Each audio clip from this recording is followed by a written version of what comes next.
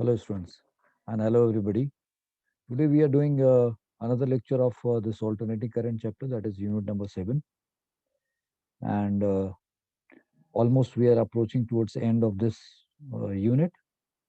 So I'll take you directly into the lecture. Thank you very much for joining me, and मैं उम्मीद कर रहा हूँ कि आप लोगों ने पीछे के सारे लेक्चर्स देखे होंगे।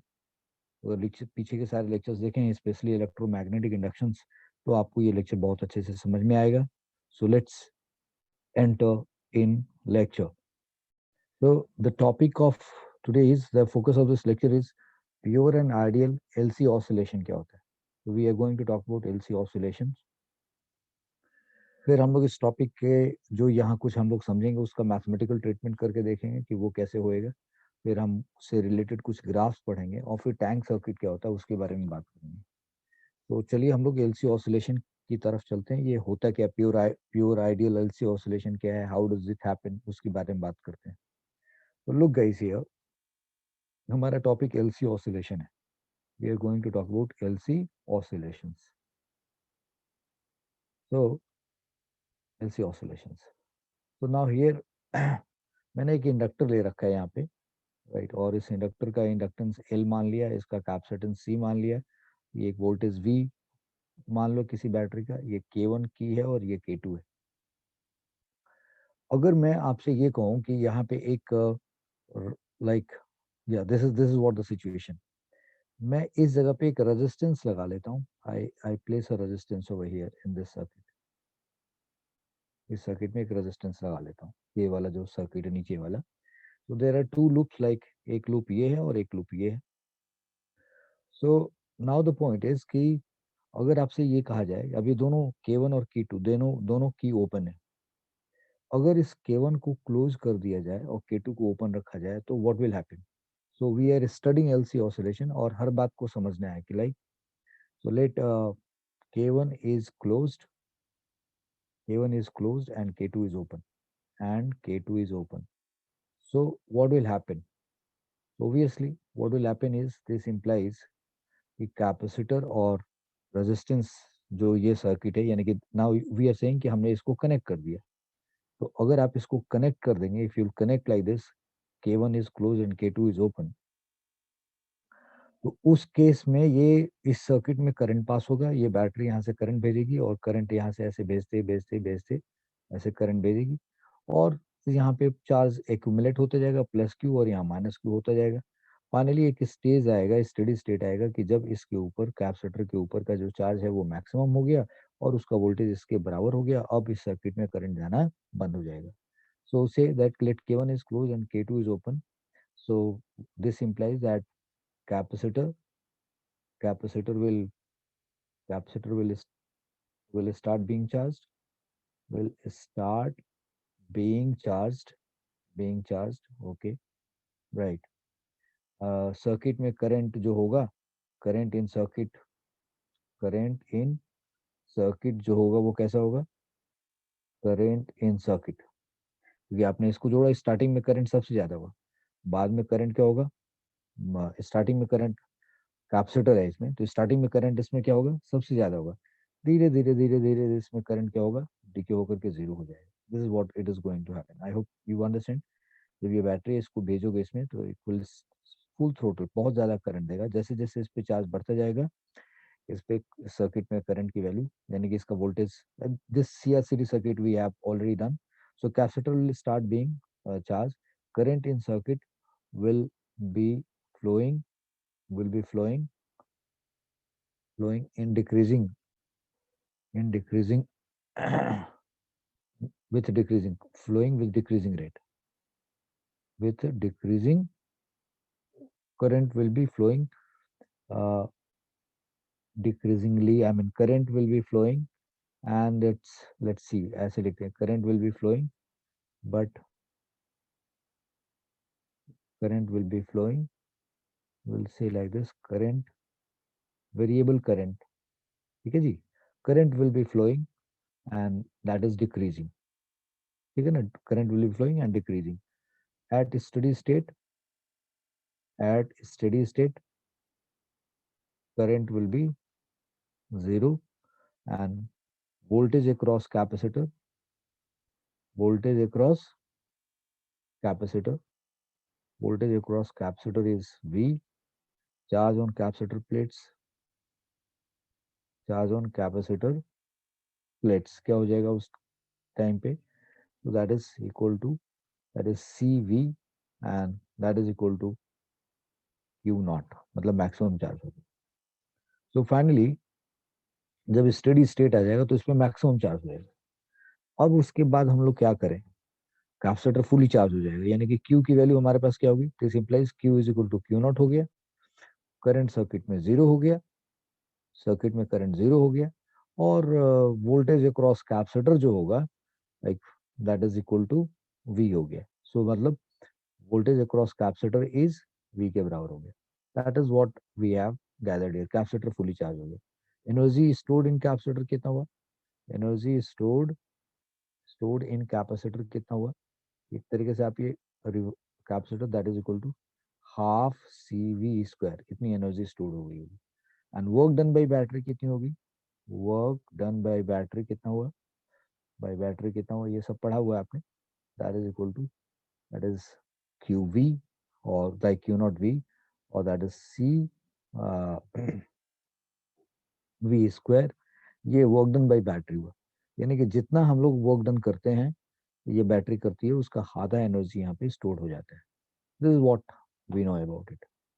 अब अगर मैं यहाँ से ये बोलूं कि now K1 is open and K2 is closed, जैसे ही K1 को ओपन करेंगे तो ये वाला पूरा पार्ट जो नीचे दिख रहा है K1 ओपन कर दोगे तो, और K2 को क्लोज करोगे तो ये वाला सर्किट लाइव हो जाएगा, और ये पूरा का पूरा पार्ट किसी मीनिंगफुल, आई मीन इस ये सर्किट का कोई अटैच पार्ट नहीं है, तो ये किसी काम का नहीं रहेगा, तो हम इसको अगले पार्ट से इसको डिटैच कर सकते हैं.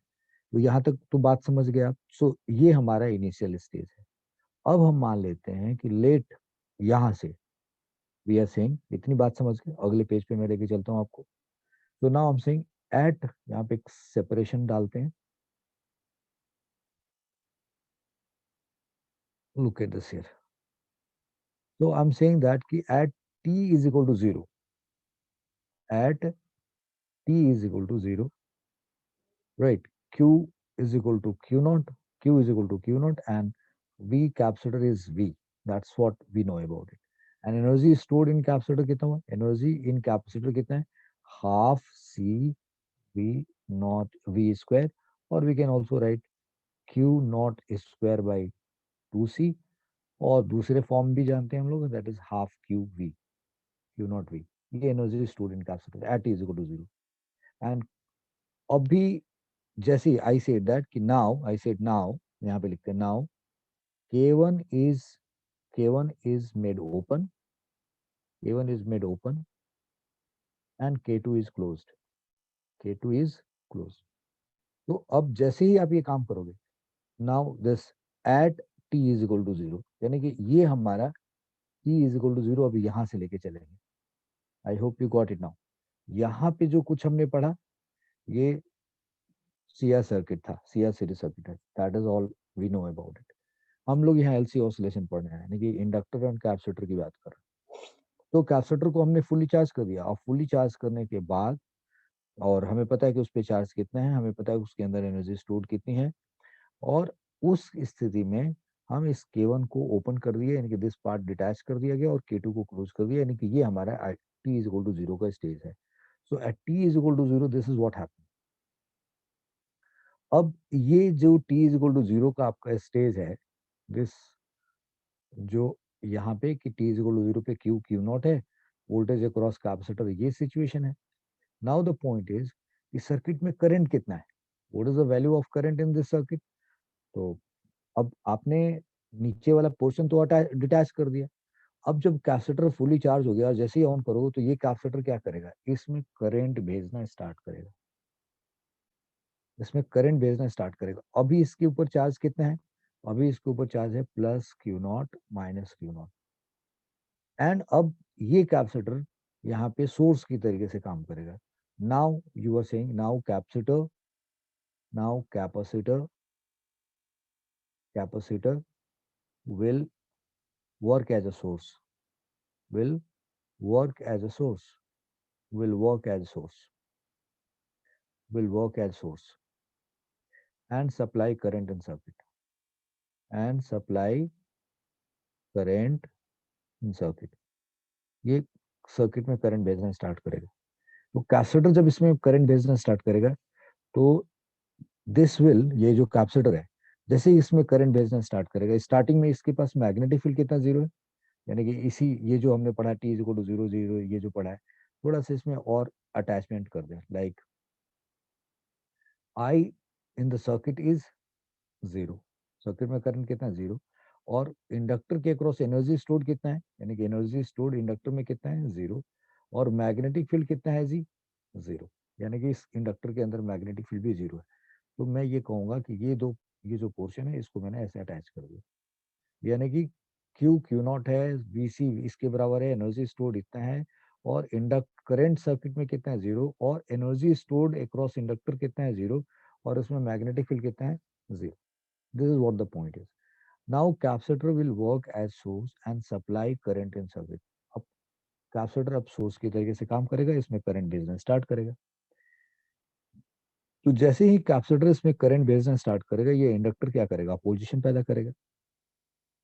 तो जो इंडक्टर ऑपोजिशन पैदा करेगा, प्लीज अंडरस्टैंड, इंडक्टर ऑपोजिशन पैदा करेगा, यहाँ से करंट जाएगा। तो देखो ये करंट कैसे जाएगा, ये if you look at this the direction of current को थोड़ा ध्यान दो, ये डायरेक्शन ऑफ करंट है, इसमें ये डायरेक्शन ऑफ करंट है। तो इस तरीके से इसमें करंट पास होना स्टार्ट होगा। तो ये करंट यहाँ से देखो, अगर if you are observer and you watch from this side, तो आपको क्या नजर आएगा यहाँ से कि करंट कैसे जा रहा है, क्लॉकवाइज जा रहा है। तो यहाँ पे क्या बनेगा, साउथ पोल बनेगा, और इधर क्या बनेगा, नॉर्थ पोल।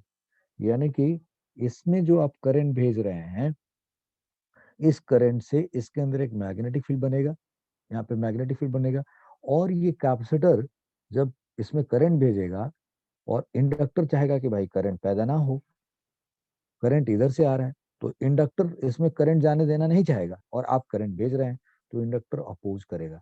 और इंडक्टर अपोज करने के लिए क्या करेगा, जो इसका पोलैरिटी है इसके ठीक उल्टा पैदा करेगा, यानी कि यहाँ पे प्लस साइन होगा और यहाँ क्या होगा, माइनस साइन होगा, और इसके क्रॉस एक इंड्यूस वोल्टेज तैयार हो जाएगा, and that induce voltage is equal to, I mean आपको पता है कि माइनस सिर्फ ये बताता है कि अपोजिशन है, तो यहाँ मॉड रख लीजिए, that is equal to L D I upon D T, यानी कि इसके क्रॉस इतना, यानी कि ये एक what I wanted to say here, कि इसके क्रॉस, look at this yeah, so what I mean to say that कि इस इंडक्टर के क्रॉस इतना सा,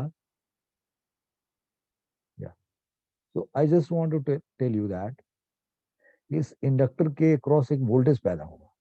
जैसे ही इस कैपेसिटर को इसमें कनेक्ट किया, तो ये कैपेसिटर इसमें करंट भेजना स्टार्ट करेगा, कैपेसिटर जब इसमें करंट भेजना स्टार्ट करेगा तो ये अपोज करेगा, तो उसकी पोलैरिटी इसकी ठीक उल्टी होनी चाहिए, प्लस और माइनस। तो ये अपोज कर रहा है और ये इसमें करंट भेजा जा रहा है। तो इसका मतलब कि अगर इसके इसको इसमें करंट भेजने के लिए वर्क करना पड़ेगा, क्योंकि अपोजिशन उधर से हो रहा है, तो इसमें करंट ये भेजता जाएगा, करंट धीरे धीरे धीरे धीरे क्या होता जाएगा, बढ़ता जाएगा, current will be increasing. So now capacitor will work as a source and supply current in circuit. Now अब यहाँ पे क्या होगा, number one, there is increasing current in circuit, there is increasing increasing current in circuit. अब current इसमें, there is increasing current in circuit, circuit में current बढ़ता जाएगा, और वो इसी क्लॉकवाइज सिचुएशन में रहेगा।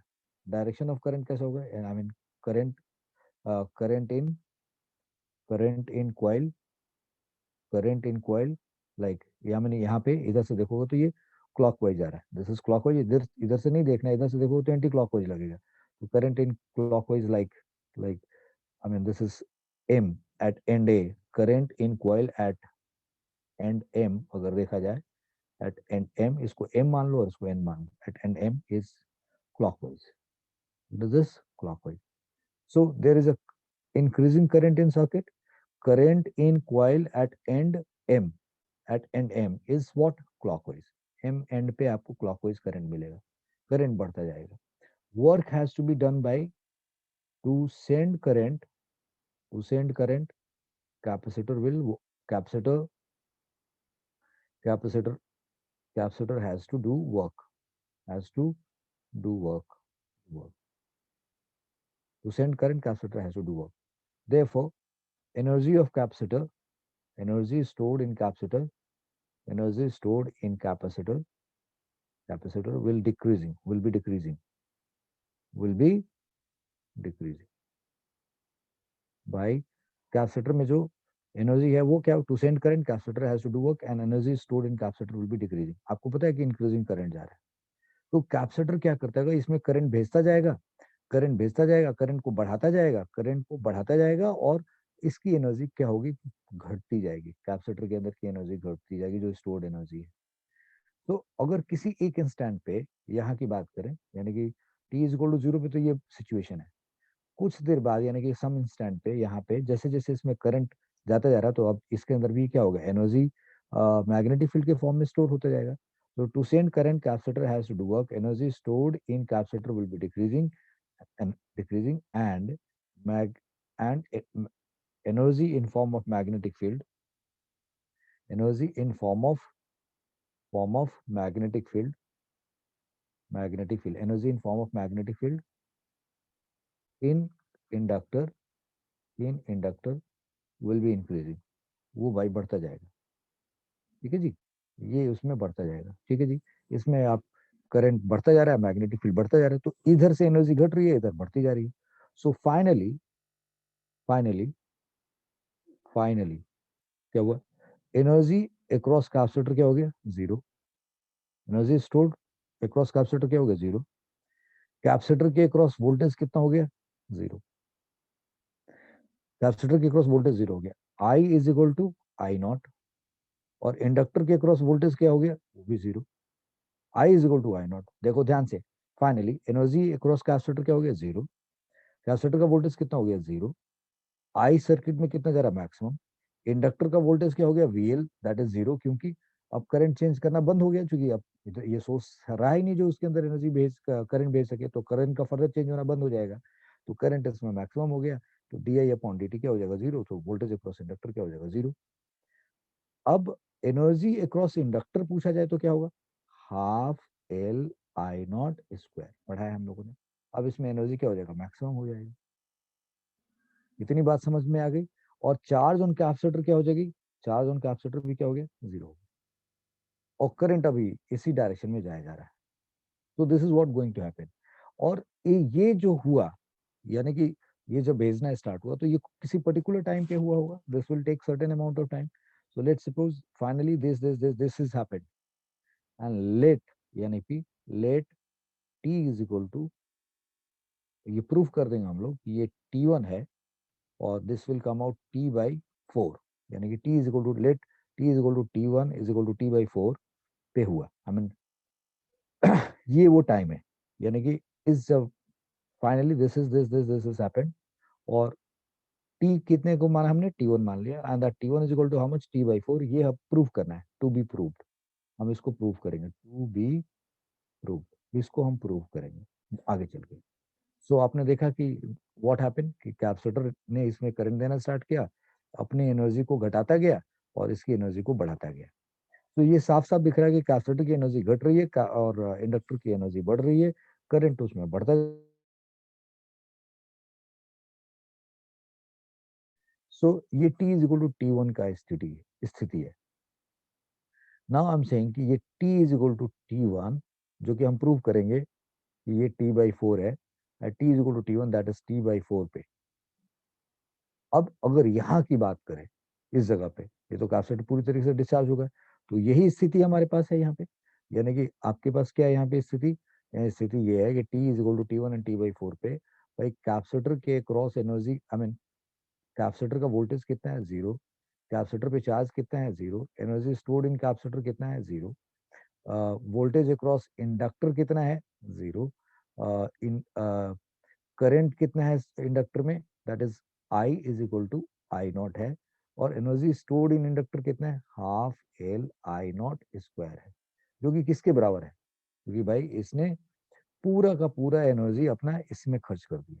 अब हम लोगों ने यहाँ पे देखो एक टाइटल रखा है कुछ इस तरीके से, we are saying pure and ideal LC oscillation.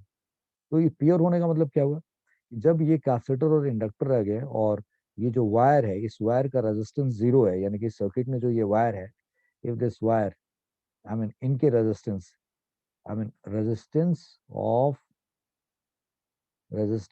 Wire, resistance of wire, wire is zero, यानी कि हमने ये मान लिया कि ये जीरो रेजिस्टेंस पे है। तब उस केस में क्या हुआ, यहाँ पे सिर्फ इंडक्टर और कैपेसिटर है भाई, और कैपेसिटर, ये इंडक्टर है, उसके पास रेजिस्टेंस है नहीं है, और इसके पास भी रेजिस्टेंस नहीं है। तो अगर ऐसा सिचुएशन होगा तो ये प्योर एलसी सर्किट कहलाएगा, प्योर एलसी सर्किट कहलाएगा। राइट, इसको प्योर एलसी सर्किट कहेंगे। ऑसिलेशन हो रहा है नहीं हो रहा है वो हम सीख लेंगे ध्यान से। तो now this is what we have done is, तो दिस, ये वीसी था और ये वीएल लिखा हुआ है, तो ये T1 is equal to T/4 prove करना है, but this is what we have already. अब इसमें करंट कैसे जा रहा था, ऐसे जा रहा था, तो यानी कि इसमें भी अभी करंट कैसे जा रहा है, इसमें करंट अभी ऐसे ही जा रहा होगा, करंट ऐसे जा रहा होगा, और आई आई आई नॉट के बराबर है। अब क्या होगा कि जब कैपेसिटर अनाथ हो गया, यानी कि पूरी एनर्जी खत्म कर चुका है, तो इंडक्टर जिसके पास पूरी एनर्जी आ चुकी है मैग्नेटिक फील्ड के फॉर्म में, यानी कि यहाँ पे धीरे धीरे मैग्नेटिक फील्ड बनना स्टार्ट हुआ होगा इसके अंदर, यानी कि इसके अंदर मैग्नेटिक फील्ड बनना स्टार्ट हुआ होगा। ये दिखा रहा हूं मैं, दो दिखाया। अब मैंने यहाँ पे दिखा रहा कि बहुत ज्यादा यहाँ पे मैग्नेटिक फील्ड, बहुत ज्यादा मैग्नेटिक फील्ड आ गया ऐसे, मतलब मैक्सिमम एनर्जी हो गई यहाँ पे, this is maximum energy we have gathered over here, this is what the point is. तो अगर ऐसी सिचुएशन है कि यहाँ पे मैक्सिमम एनर्जी हो गई और यहाँ मैग्नेटिक फील्ड सबसे ज्यादा हो गया है, this is what I wanted to say, यहाँ पे मैग्नेटिक फील्ड के फॉर्म में, magnetic field B is equal to क्या है यहाँ पे, B is equal to maximum है, that is B naught, B is equal to B naught है। और एक चीज और देखें हम लोग यहाँ पे, कि जो ये यहाँ पे इलेक्ट्रिक, चूंकि वोल्टेज का कैपेसिटर का वोल्टेज जीरो है और चार्ज जीरो है, तो यहाँ इलेक्ट्रिक फील्ड की भी वैल्यू कितनी होगी इसमें, इलेक्ट्रिक फील्ड जीरो हो गई, और यहाँ पे मैग्नेटिक फील्ड कितना हो गया, मैक्सिमम हो गया। सो this I believe you have understood what I am saying here.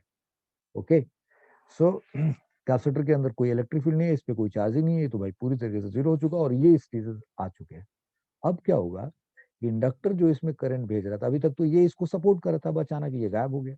अब जो करंट ऐसे जा रहा है, अब जो करंट इसमें ऐसे जा रहा है, इस करंट का क्या हुआ, तो ये, इसके पास तो एनर्जी है। अब ये इंडक्टर इसमें जिस डायरेक्शन में करंट जा रहा है ना, इसी डायरेक्शन में करंट भेजता रहेगा इंडक्टर। लेकिन इंडक्टर जब इसमें करंट भेजेगा, देख रहे थे कैपेसिटर इसमें जो करंट भेजा था, वो करंट क्या क्या हो रहा था, बढ़ता जा रहा था। यहाँ पे क्या हो गया, मैक्सिमम हो गया। अब वो इंडक्टर जिसके पास एनर्जी है, वो अपने एनर्जी के दम पे इसमें इसी डायरेक्शन में करंट को कॉन्टिन्यूअस रखेगा और करंट भेजता रहेगा। और जब ये करंट भेजता रहेगा तो अब कैपेसिटर क्या होता जाएगा, यहाँ तक तो डिस्चार्ज हो चुका, अब कैपेसिटर इससे एनर्जी ले ले करके क्या होगा, चार्ज गेन करता जाएगा। अभी तक कैपेसिटर इसमें इस डायरेक्शन में कर रहा था, अब इंडक्टर क्या होगा, माने कि यहाँ से सपोर्ट मिलना जीरो हो गया, तो इंडक्टर अपने अंदर के जो करंट है उसको इमीडिएटली जीरो होने नहीं देगा, बिकॉज इंडक्टर अपने अंदर मैग्नेटिक फील्ड के चेंज को अपोज करता है। तो ऑलरेडी यहाँ पे मैक्सिमम मैग्नेटिक फील्ड है, उसको डिक्रीज होने देने से क्या करेगा, वो रोकेगा। इसका मतलब जिस डायरेक्शन में करंट जा रहा है उसी डायरेक्शन में करंट को भेजते रहना चाहेगा, लेकिन उसकी एनर्जी धीरे धीरे क्या होती जाएगी, खर्च होती जाएगी। तो ये बात अब आपको समझना है कि अब फर्दर क्या हो रहा है यहाँ पे, फर्दर यहाँ पे ये हो रहा है कि भाई ये T1 is equal to T/4 है। सो नाउ ये सेइंग, पहला पॉइंट क्या है कि अब क्या होगा जी, inductor, inductor will become source, inductor will become source, inductor will become source. पहली बात तो ये कि इंडक्टर सोर्स की तरीके से काम करेगा, inductor will become source. Okay, right, inductor will become source, current in circuit, current in circuit circuit will keep passing, will keep passing, passing in same direction, keep passing in same direction, यानी कि जैसे पहले current आ रहा था उसी direction में current pass होता जाएगा, inductor will become source. So to send current, to send current,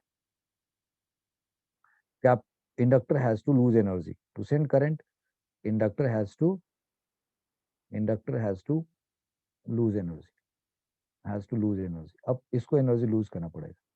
इसका मतलब ये हुआ कि current in circuit, current in circuit, circuit is decreasing, current in circuit is decreasing numerically, decreasing numerically, ठीक है जी, न्यूमेरिकली। इसका मतलब क्या हुआ कि इंडक्टर के अंदर की जो एनर्जी है, energy in inductor is decreasing, energy stored in inductor, energy stored in inductor, energy stored in inductor is decreasing, decreasing, and an energy being stored, being stored in capacitor, being stored in capacitor and increasing, ठीक है जी। यानी कि अब जो current ऐसे जा रहा है, यहाँ पे एनर्जी बढ़ता जा रहा है। सो जब यहाँ एनर्जी बढ़ता जा रहा है तो भाई अब क्या होगा जरा ये समझना है। तो अब यहाँ पे प्लस टर्मिनल हो गया और यहाँ माइनस टर्मिनल होगा, क्योंकि आप यहाँ से करंट भेज रहे हैं, भाई करंट इसको आ रहा है तो ये टर्मिनल क्या हो जाएगा प्लस और ये टर्मिनल क्या होगा माइनस। यस, इसके अंदर एनर्जी बढ़ता जा रहा है। So finally what will happen my dear if you keep doing like this, ऐसा अगर आप करते रहें तो ये इंडक्टर, आपने बोल दिया कि इसमें करंट घटता जाएगा और इंडक्टर की एनर्जी घटती जाएगी और कैपेसिटर क्या होता है चार्ज होता जाएगा। So finally capacitor will B charge, पूरी तरीके से कैपेसिटर क्या हो जाएगा चार्ज हो जाएगा और इसकी पूरी की पूरी एनर्जी खत्म हो जाएगी। और पूरी एनर्जी जब खत्म हो जाएगी, इसकी पूरी एनर्जी खत्म हो जाएगी तो यहाँ पे मैक्सिमम एनर्जी हो जाएगी। So I mean A B C D E, E हमने लिख लिया, this is point number E. एक minute, this is A, this is B, this is C, this is D, this is E and this is right. यहाँ point रख लिया। So finally a state come, like बीच में देख रहे हैं कि इसकी एनर्जी घट रही है, इसकी एनर्जी बढ़ रही है। सो फिर क्या होगा at T is equal to T2, और मैं इसको प्रूव करूंगा आगे जाके, will prove at T is equal to T2 we are saying कि ये दूसरा टाइम हमने लिया at T is equal to T2, जो कि प्रूव होगा बाद में कि वो हो गया T/2 at T is equal to T2, that is T/2, right. अब देखिए वो यहाँ पे इंडक्टर के अक्रॉस, चूंकि अब तो करंट यहाँ पे ये डिक्रीजिंग ऑर्डर में जा रहा था। अच्छा, जब ये डिक्रीजिंग ऑर्डर में जाएगा तो करंट जो इंडक्टर है, आई मीन इंडक्टर जो है इसमें करंट जा रहा है और सॉरी इसमें करंट जा रहा है और इंडक्टर क्या कर रहा है, इस करंट को घटने नहीं देना चाह रहा है। तो जो करंट पहले बढ़ रहा था तो उसका ऑपोजिशन ऐसा था, तो अब करंट घट रहा है तो उसका ऑपोजिशन कैसा होगा, तो यहाँ पे माइनस होगा और यहाँ पे प्लस हो जाएगा। तो ये इंडक्टर के क्रॉस वोल्टेज होगा, वो फिर क्या होगा L D I upon D T, यानी कि जिस जो भी रेट ऑफ किसी इंस्टेंट पे जो उसमें करंट है, जिस रेट से करंट डिक्रीज हो रहा है, D I upon D T कोई वैल्यू होगी, तो L D I by D T से ये वोल्टेज इसका मिलेगा हर इंस्टेंट पे। I hope you got it now. So now I hope you have understood.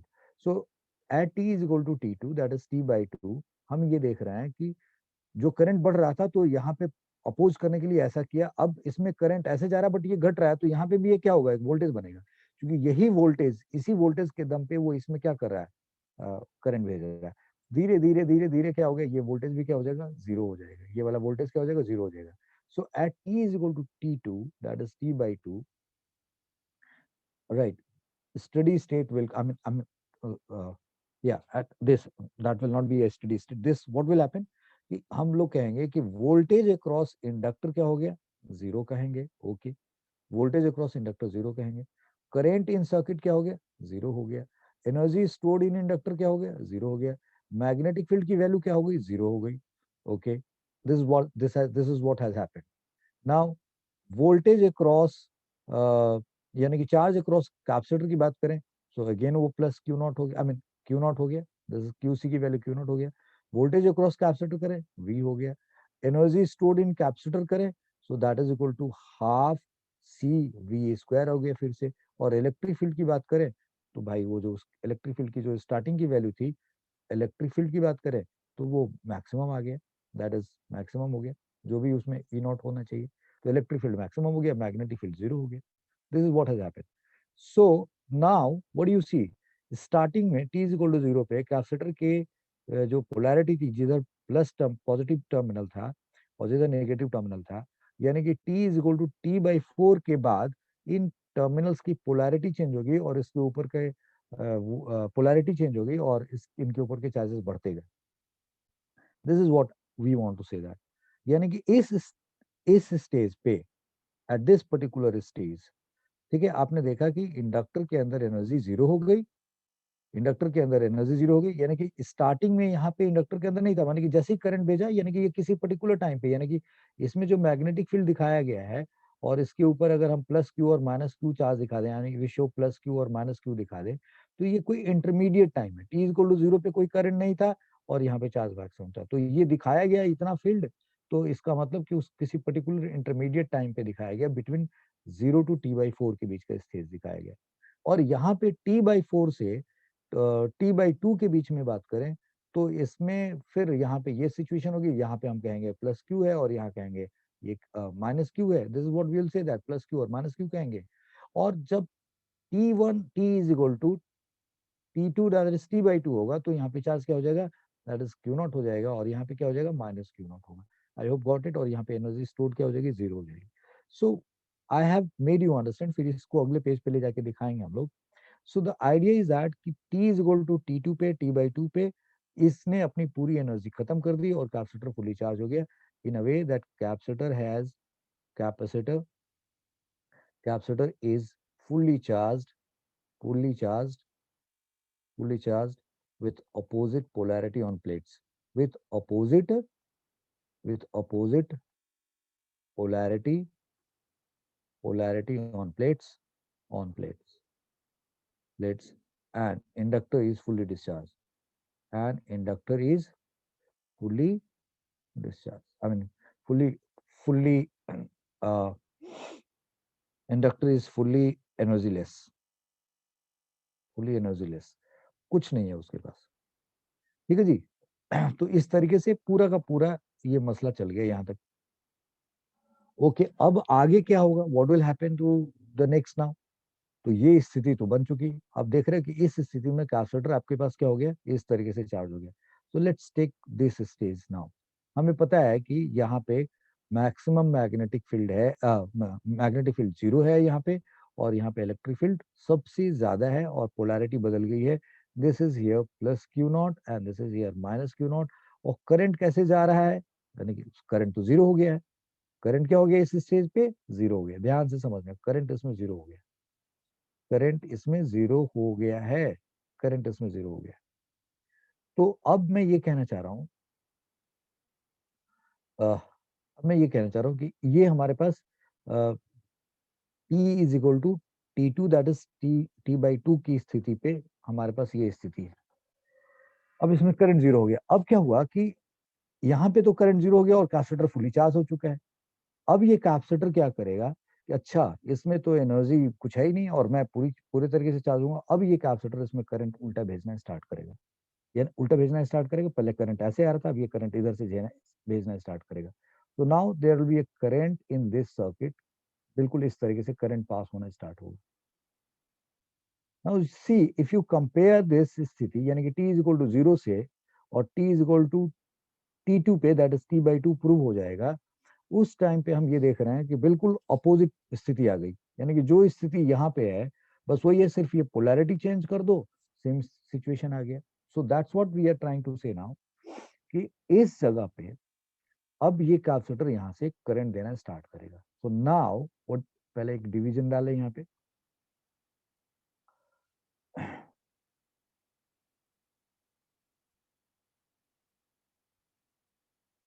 तो yeah, so now what is going to happen, now what we see is, yeah, this is now now capacitor which is fully charged, which is fully charged fully charged. Now capacitor which is fully charged again become source, again become source source and start sending sending current current in circuit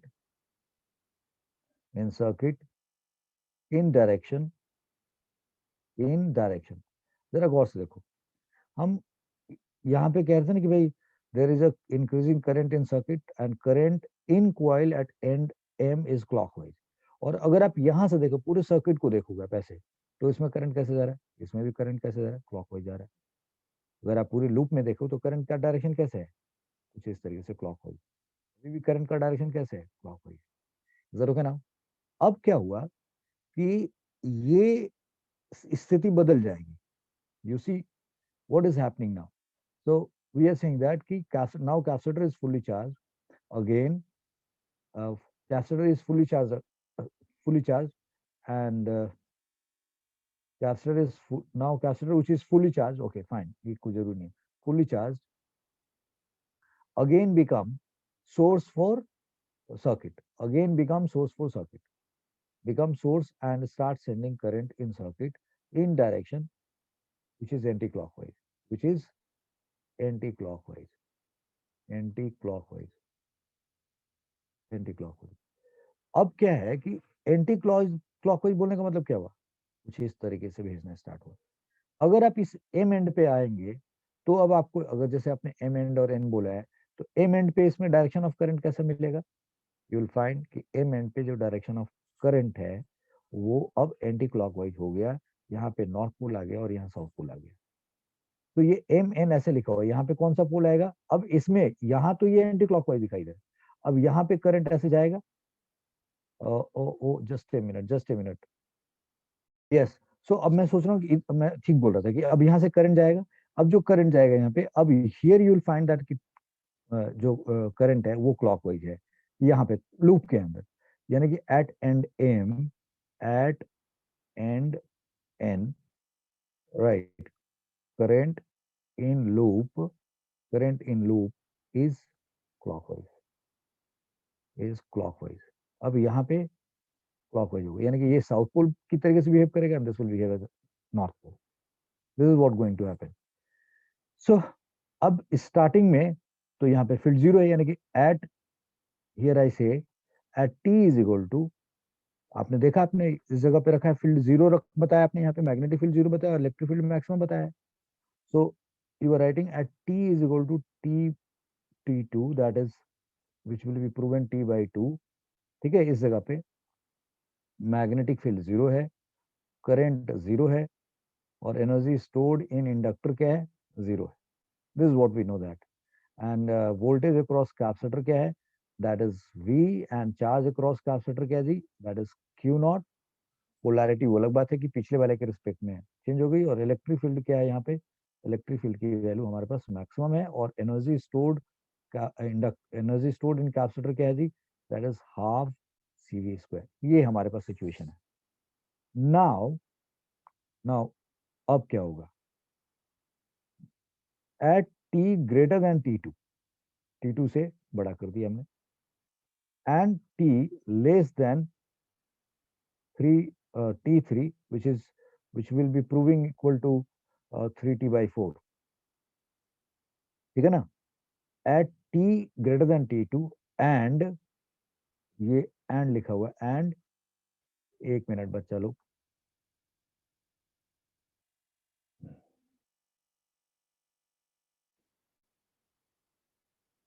so what I said था कि at t greater than T2 and t less than T3, that is which will be proven, that is 3T by 4, इसमें current in circuit,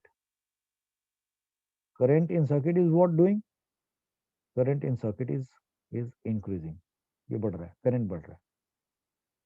okay, magnetic field क्या होगा, increasing होगा। Energy stored inductor में क्या होगा, increasing होगा, वो भी इंक्रीज करेगा। एनर्जी स्टोर्ड इन इंडक्टर भी क्या होगा, इंक्रीजिंग होगा। एंड जो इसके क्रॉस वोल्टेज होएगा, आपने नोटिस किया कि इसी में जब वो करंट ऐसे भेज रहा था, करंट ऐसे भेज रहा था, तो यहाँ क्या बन रहा था, प्लस, और यहाँ क्या बन रहा था, माइनस। क्योंकि भाई करंट डिक्रीज कर रहा था, तो करंट डिक्रीज कर रहा था, तो उसको डिक्रीज करने देना नहीं चाह रहा था वो, तो डिक्रीज करने देना नहीं चाह रहा था, तो उसके हिसाब से उसने अपनी पोलैरिटी चेंज कर। Now here this capacitor is again making current like this, और वो इंक्रीज कर रहा है, तो यहाँ पे भी पोलैरिटी क्या बनेगा, प्लस, और यहाँ क्या बनेगा, माइनस। ये इंडक्टर के क्रॉस का वोल्टेज होगा, और again L D I upon D T होगा, L D I upon D T होगा। यस, इसके क्रॉस वोल्टेज होगा। So I am saying that कि current in circuit is increasing, magnetic field increasing, in energy in inductor is increasing, and I'll say that कि जो charge है, Q on capacitor is decreasing and energy in capacitor is now decreasing. Energy in capacitor is decreasing.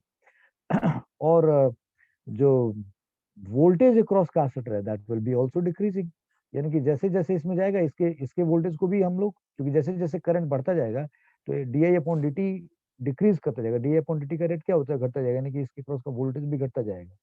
तो I will say that कि V L voltage across inductor, voltage across inductor is decreasing, decreasing, और जो voltage of capacitor है वो भी decrease कर रहा है। This is what going to happen. तो इस बीच में current is current in circuit is increasing, magnetic field increasing, inductor का एनर्जी स्टोर्ड इंक्रीज कर रहा है, charge on capacitor decreasing, energy stored in capacitor is decreasing, voltage across inductor भी घट रहा है और कैपेसिटर का भी वोल्टेज घट रहा है, क्योंकि हर वक्त इनकी वोल्टेज की न्यूमेरिकल वैल्यू तो सेम होनी चाहिए। This is what going to happen. So finally यानी कि at t is equal to that is t3 which is equal to 3t/4, इस जगह की बात करें तो करंट इन सर्किट क्या हो जाएगा, I will be zero, I will be maximum, I will be maximum, I said I is I naught, I is I naught, that is maximum होगी इस टाइम पे, I is I naught and energy in inductor has become half L I naught square and voltage across inductor क्या हो गया, zero हो गया। Magnetic field क्या हो गया जी, मैक्सिमम वैल्यू हो गई। यस, कैपेसिटर के ऊपर का चार्ज क्या हो गया, जीरो हो गया। एनर्जी इन कैपेसिटर क्या हो गया, जीरो हो गया। वोल्टेज अक्रॉस कैपेसिटर क्या हो गया, जीरो हो गया। इलेक्ट्रिक फील्ड की वैल्यू क्या हो गई, जीरो हो गई। This is what has happened. ये बढ़ते बढ़ते बढ़ते ये स्थिति होगी। आई hope you have understood this point.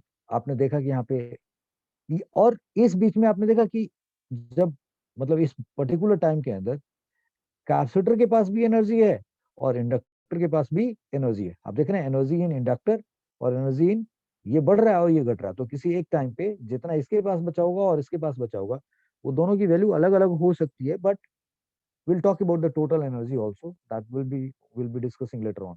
तो फिलहाल यहाँ तक तो बात समझ में आ गई आपको। तो अब इस जगह पे फाइनल एनर्जी इसके इंडक्टर के पास के मैग्नेटिक फील्ड के फॉर्म में है। और now this implies that electric field energy is zero, electric field energy is zero, and magnetic field energy maximum होगी, field energy maximum होगी, ठीक है, maximum होगी, that is maximum which is equal to half Li naught square। so ये भी हमने सीख लिया कि क्या हो रहा होगा। तो इसमें चार्ज क्या हो रहा होगा, घटता जा रहा होगा, यानी कि क्यू नॉट से घटते घटते घटते जीरो हो गया। बीच का स्थिति मैंने बता दी आपको। अब ये आपने बोला t is equal to t3 that is 3t/4 पे होगा। ये हमें प्रूव करना है कि t3 3t/4 है, that will prove, but let's suppose this has happened like this. Now we are saying, अगली बात कर रहे हैं कि हमें इस स्थिति पे क्या है, ये सब कुछ तो पता है। अब ये इसमें करंट जाते जाते क्या हो गया, मैक्सिमम हो गया। यानी कि स्टार्टिंग में, यानी कि अगर किसी पर्टिकुलर टाइम पे अगर हम दिखाएं, जब इन बिटवीन सिचुएशन की बात कर रहे थे, यानी इस बीच में, तो मैग्नेटिक फील्ड यहाँ पे क्या था, मैग्नेटिक फील्ड कुछ कम होएगा, मैग्नेटिक फील्ड कुछ कम होएगा, राइट। बाद में यहाँ पे मैग्नेटिक फील्ड क्या हो जाएगा, मैक्सिमम हो जाएगा, और यहाँ का इलेक्ट्रिक फील्ड घट के क्या हो जाएगा, जीरो हो जाएगा। सो अगर मैं लेट सपोज मैं ये t is equal to 3t/4 वाला स्टेज को यहाँ दिखाऊं, तो आई से दैट कि इसमें बहुत ज्यादा मैग्नेटिक फील्ड है, मींस इसमें एनर्जी स्टोर्ड मैक्सिमम हो गया और इसके क्रॉस तो भाई जीरो हो गया। This is what the point is. तो now we are saying that कि अब इस जगह पे मैग्नेटिक फील्ड हमारा मैक्सिमम होगा, बी मैक्स है, और यहाँ पे एनर्जी स्टोर्ड जो है इंडक्टर के अंदर वो हमारा half L I naught square के बराबर है। ये एनर्जी स्टोर्ड इन इंडक्टर की बात हो रही है, एंड दिस इज मैक्सिमम होएगी। अब जो स्थिति है कि इनकी at t is equal to t3 which is equal to 3t/4 पे, यही सारी कहानी है, ठीक है जी। सो यहाँ पे चार्ज क्या है, जीरो है। सो दिस वी नो कि ये क्या हुआ। सो एक बार लिख देते हैं, like I is I not, यानी कि करंट इसमें ऐसे जा रहा था, करंट ऐसे जा रहा था, करंट ऐसे जा रहा था, I is equal to I naught and EL is equal to V already, that is maximum energy है हमारे पास। And now we are saying कि भाई इंडक्टर के क्रॉस वोल्टेज जीरो हो गया, कैपेसिटर के क्रॉस भी वोल्टेज जीरो हो गया, कैपेसिटर के ऊपर का जो चार्ज है वो जीरो है, और एनर्जी स्टोर्ड इन कैपेसिटर क्या है, zero. This is what we know that, और इलेक्ट्रिक फील्ड की वैल्यू जीरो है कैपेसिटर के cross. This is what this situation is. Now we are saying that कि अगर मैं एक ऐसे टाइम की बात करूं, now at T which is less than T and greater than 3t/4, यानी कि इसके बीच की बात करें, तो जो करंट इसमें ऐसे जा रहा था, अब ये सोर्स तो गायब हो गया, और इंडक्टर क्या करेगा, जो इसमें करंट ऐसे जा रहा था वो चाहेगा नहीं कि घटे, तो inductor will become source. Yes, और फिर इंडक्टर उसमें करंट भेजता रहेगा, बिल्कुल कुछ ऐसी स्थिति आ जाएगी जैसे यहाँ पे आया था। तो अब इंडक्टर इसमें करंट भेजना स्टार्ट करेगा। सो it is this like inductor, यानी कि 3t/4 पे 3t/4 के बाद, मतलब चलो ठीक है, ऐसे यहाँ से इक्वल टू लिखने की कोई जरूरत नहीं है, ठीक, जस्ट ऑफ दिस, यानी कि इस टाइम पे inductor will become source, inductor will be source, inductor will be source and keep sending, keep sending कैसा, decreasing current, decreasing current, decreasing current in, keep sending decreasing current, which will make, which will make capacitor charge, which will make capacitor charge, capacitor को charge करता जाएगा। So finally क्या होगा, और अब इस बीच में आई शुड से दैट थोड़ा इंटरमीडिएट की बात करते हैं, यानी कि हो क्या रहा है यहाँ पे।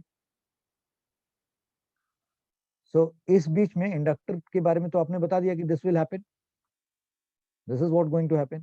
सो वी से दैट कि अब इंडक्टर के क्रॉस की जो एनर्जी है और इंडक्टर का जो वोल्टेज है, तो वोल्टेज अक्रॉस इंडक्टर क्या हो गया, अब वो यहाँ पे वोल्टेज अक्रॉस इंडक्टर क्या हुआ, ये बढ़ता जाएगा, क्योंकि करंट जो हम यहाँ से भेजे जा रहे हैं, तो that current is decreasing, you know, finally. So I will say that कि, और कैपेसिटर के ऊपर चार्ज बढ़ता जा रहा है, कैपेसिटर के ऊपर का चार्ज क्या होता जा रहा है, बढ़ता जा रहा है। तो किसी भी इंस्टेंट पे, तो इंडक्टर के क्रॉस इंडक्टर के क्रॉस की जो वोल्टेज की बात करें, वो भी बढ़ता जाएगा टाइम के साथ। You are getting my point, एक minute hold for a point.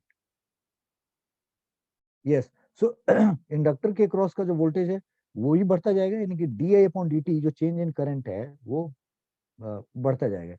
Current की वैल्यू डिक्रीज हो रही है इसमें, टाइम के साथ से करंट की वैल्यू डिक्रीज हो रही है, बट di/dt जो change in current upon time है, I mean change in current upon time है, that will be increasing over here. तो इसका चूंकि ऑल द टाइम जो इसका वोल्टेज है, क्योंकि जैसे जैसे इसका वोल्टेज बढ़ता जाएगा, इसके वोल्टेज को भी क्या होना होना पड़ेगा, बढ़ता बढ़ता रहना पड़ेगा। हाँ, फाइनली जब इसमें करंट जीरो हो जाएगा, यहाँ पे वोल्टेज मैक्सिमम हो जाएगा, और फिर यहाँ पे कोई वोल्टेज उस स्टेज पे यहाँ पे वोल्टेज नहीं होगा, मतलब फॉर अ वेरी इंस्टेंट, फिर तो वो साइकिल उल्टा ही हो जाएगा।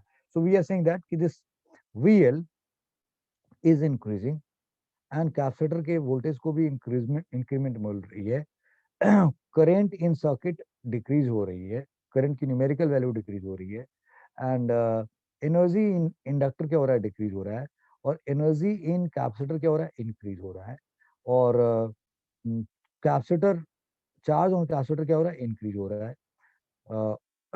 यस, सो कैपेसिटर के ऊपर जो चार्ज है वो इंक्रीज हो रहा है, उसके वोल्टेज के बारे में बात करती है, और एनर्जी इन कैपेसिटर क्या हो रहा है, बढ़ रहा है, क्यूसी बढ़ रहा है, और ये वोल्टेज बढ़ रहा है। इंडक्टर का भी वोल्टेज बढ़ता जा रहा है, क्योंकि रेट ऑफ फॉल ऑफ, हाँ यस, मैग्नेटिक फील्ड की बात करें, सो मैग्नेटिक फील्ड की वैल्यू डिक्रीज हो रही है, और इलेक्ट्रिक फील्ड की वैल्यू क्या हो रही है, इंक्रीज हो रही है। This is what happening.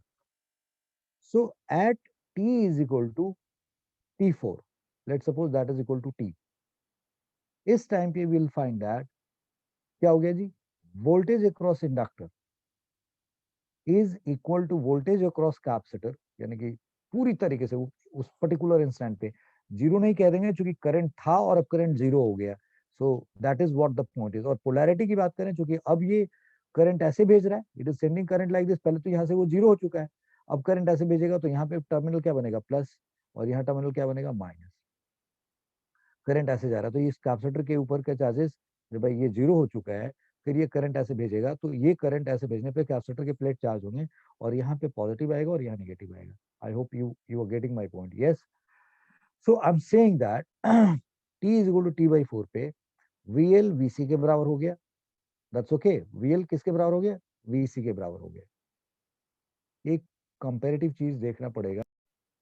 You see I said that कि जैसे ऑल द टाइम इंडक्टर के अक्रॉस का वोल्टेज और कैपेसिटर के वोल्टेज को हर वक्त बराबर रहना पड़ेगा, क्योंकि कोई भी स्टेज इसमें ऐसा नहीं है जो कि परमानेंट हो। सो एट ऑल द टाइम जो इसका वोल्टेज है हर वक्त उसके वोल्टेज के बराबर होना पड़ेगा, और अपोजिट पोलैरिटी होनी चाहिए उसकी। That is what the point is. So here we did a mistake here saying कि at t is equal to T2, that is t by two पे इंडक्टर के अक्रॉस का वोल्टेज जीरो हो जाएगा। क्यों? क्योंकि उसमें करंट जीरो हो जाएगा। ये गलत है, क्योंकि करंट था और अब करंट नहीं है, तो d I upon D t for that moment is, यानी कि जो VL की वैल्यू होगी वो l D I upon D t के हिसाब से निकालोगे, तो दैट वोल्टेज विल बी, एक मिनट का यहाँ पे देख लें, current in the circuit to send current दस current in circuit energy stored. Yes, इसमें कहीं पे हम लोग वोल्टेज ऑफ इंडक्टर की बात नहीं किए हैं। सो VL जो होगा हमारा और VC जो होगा वो इस इंस्टेंट पे, इस पर्टिकुलर इंस्टेंट पे t is equal to T by two पे इसका वोल्टेज कैपेसिटर के वोल्टेज के बराबर होगा, क्योंकि वो l D I upon D T से आना है, और करंट था और अब करंट जीरो हो गया, तो डी आई अपॉन डी टी का चेंज बड़ा होगा, तो वहां पे वोल्टेज हमें मैक्सिमम मिलेगा। That's what the point is.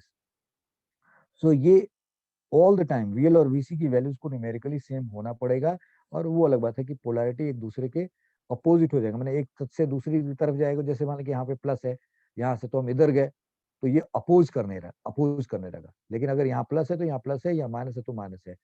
Starting में भी यहाँ प्लस है तो यहाँ प्लस है, यहाँ माइनस है तो माइनस है।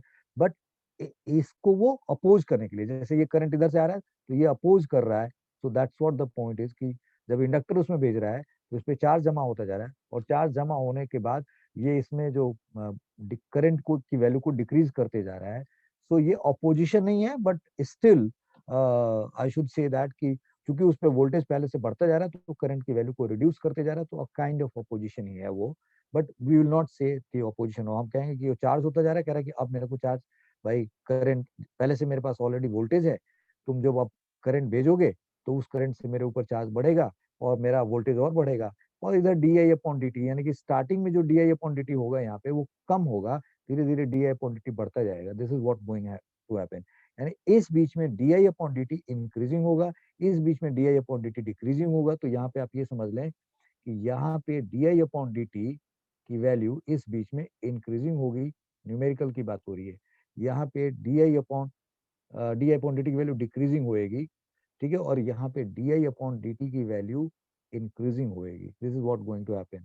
And here in this case again D I upon D T, yes, D I upon D T क्या होगा, डिक्रीजिंग होगा, और यहाँ डी आई अपॉन डी टी क्या होगा, इंक्रीजिंग होगा।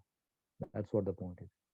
तो इसीलिए इसके वोल्टेज को जो चूंकि फाइनली इसके क्रॉस वोल्टेज जीरो हो जाएगा और इसके क्रॉस भी वोल्टेज घट के जीरो हो जाएगा, तो डी आई अपॉन डी टी डिक्रीजिंग हो रहा है, और यहाँ पे इसका वोल्टेज बढ़ रहा है, तो इसके इंडक्टर के क्रॉस का भी वोल्टेज बढ़ना चाहिए। So I hope you understand this particular point. This can be mathematically proven also. यहाँ पे ये डिक्रीजिंग बोला गया है, mind you, this is decreasing not increasing, और ये इंक्रीजिंग है, दिस इज इंक्रीजिंग। सो ये सब छोटी छोटी बातें आपको ध्यान रखनी पड़ेंगी, तभी जाकर के आप बहुत सारे क्वेश्चन सॉल्व कर पाओगे। सो आपने यहाँ पे एक एरर हुआ था, that you have understood. Yes, so what we are saying now कि at t is equal to t by t4, that is t पे VL is equal to VC, and that VC is equal to Q naught by C, something like this। जो इसका voltage है वो इसके बराबर हो जाएगा। और भाई कर चार्ज की वैल्यू, चार्ज ऑन कैपेसिटर क्या हो गया जी, मैक्सिमम हो गया, और इलेक्ट्रिक फील्ड की वैल्यू क्या हो गई, मैक्सिमम हो गई, इलेक्ट्रिक फील्ड की वैल्यू मैक्सिमम हो गई। एनर्जी स्टोर्ड इन कैपेसिटर कितना हो गया, that is maximum, that is equal to maximum that is equal to half C we square, right, और q not square by two c के form में लिख सकते हैं। एनर्जी इन इंडक्टर क्या हो गया, जीरो हो गया। अच्छा, और current in circuit, I in circuit क्या हो गया भाई, जीरो हो गया। आई इन सर्किट, करंट उस टाइम पे सर्किट में क्या हो गया, जीरो हो गया। मैग्नेटिक फील्ड की वैल्यू क्या हो गई, मैग्नेटिक फील्ड की वैल्यू क्या हो गई, जीरो हो गई। ये सिचुएशन हो गया। अब ये धीरे धीरे कैपेसिटर फुली चार्ज हो चुका। तो जब ये पूरी तरीके से चार्ज हो गया, तो अब उसके और यहाँ से खत्म हो गया, तो अब क्या होगा, अब ये कैपेसिटर इधर से देना स्टार्ट करेगा। So now t is equal to t, I mean t is equal to at T which is greater than t, right, greater than T, and t is equal to some कोई value ले लिया t greater than t, और I should say that t which is greater than T and less than 5t/4। तो ये इस जगह पे क्या होगा, इस जगह पे क्या होगा, this is this is same, this is same what we studied, what we studied in part one. तो जो हमने यहाँ, ये हमारा पार्ट वन है, दिस इज पार्ट वन, ये पार्ट टू हो गया, पार्ट टू हो गया। अब ये पार्ट थ्री है हमारा, ये पार्ट थ्री है, और दिस इज पार्ट फोर। सो ठीक इसके बाद बिल्कुल सेम कहानी हो जाएगी, रिपीट होने लगेगी। तो इस तरीके से एलसी ऑसिलेशन में, मतलब हम, सवाल ये कि अब इसको एलसी ऑसिलेशन क्यों कह रहे हैं, why we are calling it LC oscillation.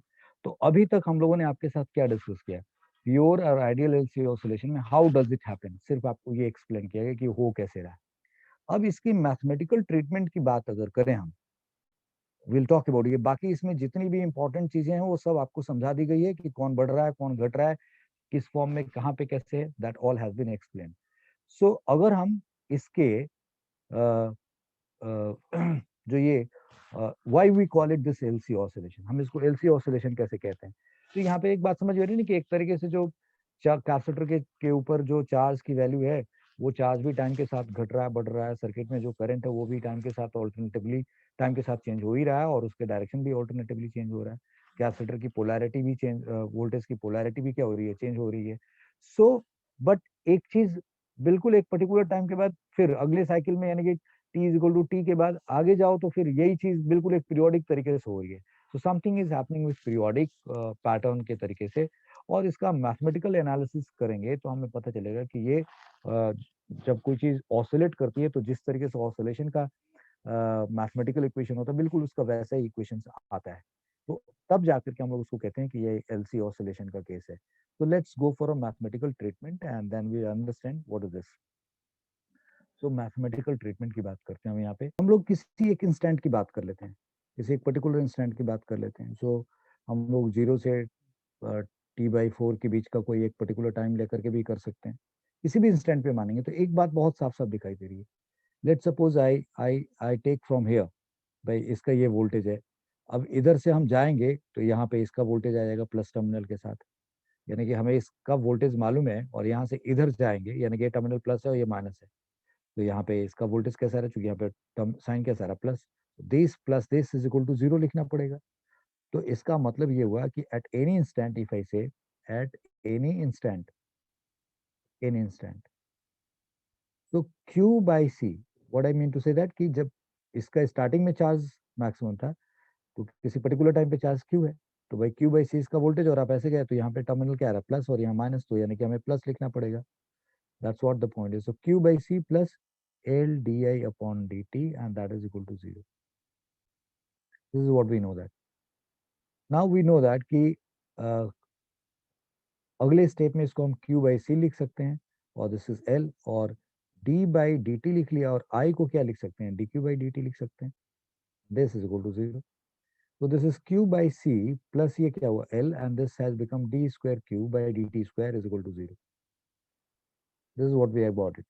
हम इसको रीअरेंज कर लेते हैं, यानी कि डी स्क्वायर Q, अच्छा, uh, इन दोनों में लाइक यहाँ पे Q बाई सी है या L ऐसे है, तो अगर मैं ऊपर नीचे एल से मल्टीप्लाई कर दूं, या पहले ऐसे लिख लेते हैं यहाँ पे। So d square Q by D T square, d square Q by D T square, d square by D T square, and this was here l, and plus here q by C is equal to zero, q by C is equal to zero. तो next time we can write d square Q by D T square ऐसे लिख लेते हैं, d square Q by D T square. इन सबको L से divide कर दिया, तो ये क्या बन जाएगा, q by L C and that is equal to 0/L, that is 0।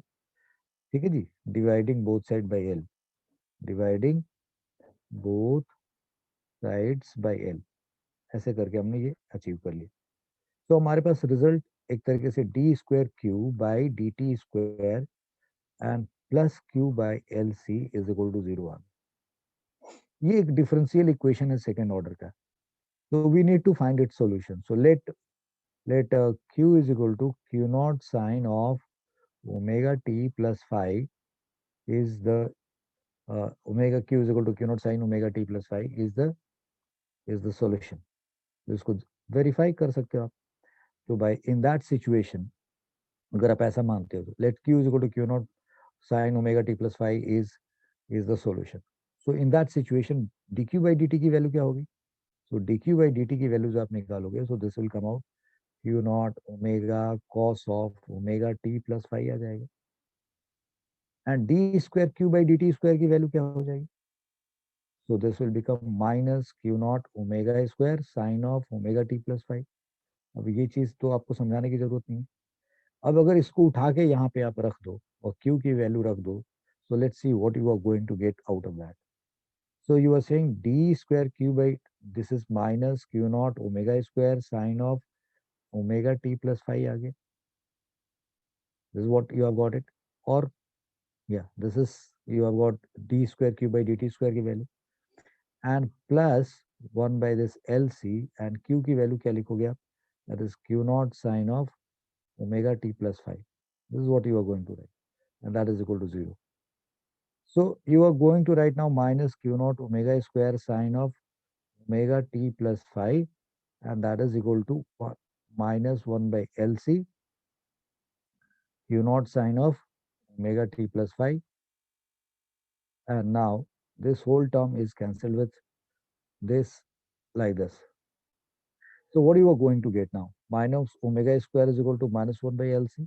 So this implies omega square is equal to 1 by LC. So this implies omega is equal to what? 1 by root of LC. Okay, ये omega है। अब आपको यहां तक तो ये चीज prove हो गया कि भाई ओमेगा की वैल्यू ये होगी।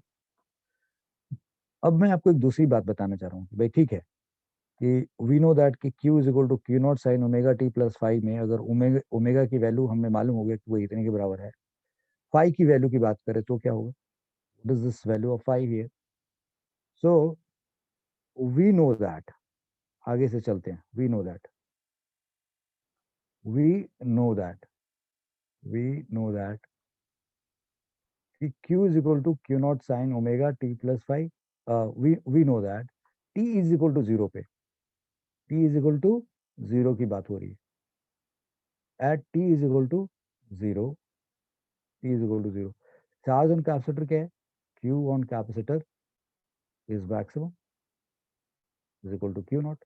Therefore, putting T is equal to 0, putting T is equal to 0 in Q is equal to Q naught sin omega T plus 5. इसमें रख के देखते हैं, putting T is equal to 0 and Q is equal to Q naught in this.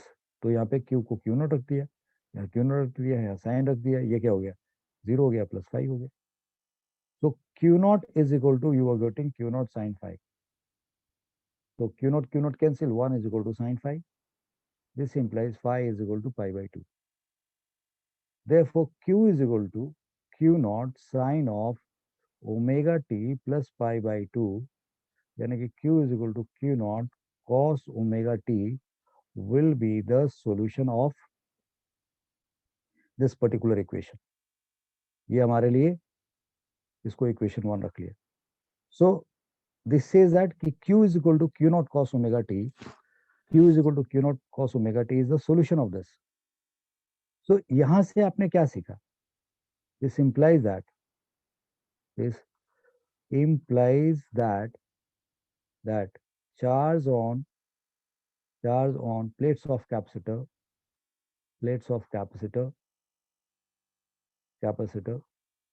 can be given by given by q is equal to q not sine omega T. ये sorry, q is equal to q not sine cos omega t. q is equal to, this is cos omega t. q is equal to q naught cos omega t. This is sinusoidal function. This is sinusoidal. This is sinusoidal function. अब आपको ये भी समझ में आ रहा होगा कि जब चार्ज मतलब इस इक्वेशन का सॉल्यूशन आपके निकाला q is equal to q not sine omega T और ओमेगा की वैल्यू आपने निकाल ली यहाँ पे, तो अगर ये साइनोसॉइडल फंक्शन है, this is sinusoidal function, we also know that we also know that sinusoidal function is periodic. Function is periodic, right? And t is equal to 2 pi by omega होता है, periodic, and its period is t is equal to 2 pi by omega. Since omega is equal to, अभी हमने निकाला है 1 by LC, therefore t is equal to, we have 2 pi upon LC. This implies charge on plates of capacitor charge on plates of capacitor capacitor is oscillating between between q naught to 0 to minus q naught, right, with period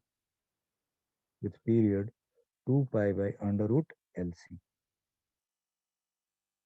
This implies the charge on plates of capacitor is in oscillation between q naught to 0 to minus q naught, यानी कि ये amplitude हो गया, और like and with period like this. So इसका मतलब ये हुआ कि कैपेसिटर के प्लेट के ऊपर का जो चार्ज है वो ऑसिलेट कर रहा है. ठीक है जी, इज दिस क्लियर नाउ? ये मैथमेटिकल ट्रीटमेंट में आपने यह बात समझ ली, यानी कि आपके पास Q का ये इक्वेशन भी चला है, ओमेगा भी चला है, टाइम पीरियड भी चला है. अब आपके पास Q का इक्वेशन है Q is equal to Q not cos omega T. ये आपके पास फंक्शन है चार्ज कैपेसिटर के प्लेट पे जो चार्ज है वो इसके हिसाब से वेरी करता है. तो अगर करंट का इक्वेशन निकालना है तो आप क्या निकालेंगे? करंट का इक्वेशन है तो क्या निकालेंगे? तो भाई करंट का इक्वेशन dq बाई dt करेंगे आप.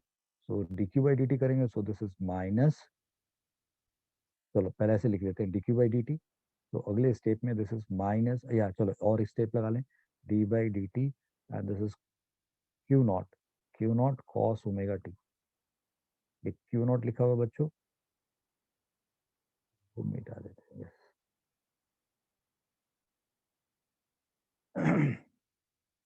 तो this is Q not cos omega t. तो ये आई इज इक्वल टू हमारे पास क्या आ गया? तो क्यू नॉट बाहर आ गया, q not we have taken out, cos omega T है, so will write sine omega T और इनटू ओमेगा कर देंगे. यानी कि आई इज इक्वल टू हमारे पास आया क्यू नॉट ओमेगा, तो एक साइन यहाँ लगा दें एंड साइन ओमेगा टी. ये हमारे पास करंट की वैल्यू आ गई टाइम के हिसाब से. अब अगर हमें D I upon D T पूछा जाए, तो डी आई अपॉन डी टी करने जाएंगे तो क्या होगा? माइनस क्यू नॉट ओमेगा, एक और ओमेगा आ जाएगा, ओमेगा स्क्वायर आ जाएगा, एंड फिर क्या हो जाएगा? कॉस ओमेगा टी आ जाएगा. ये आपके पास डी आई अपॉन डी टी की वैल्यू आ गई. I hope you got it now.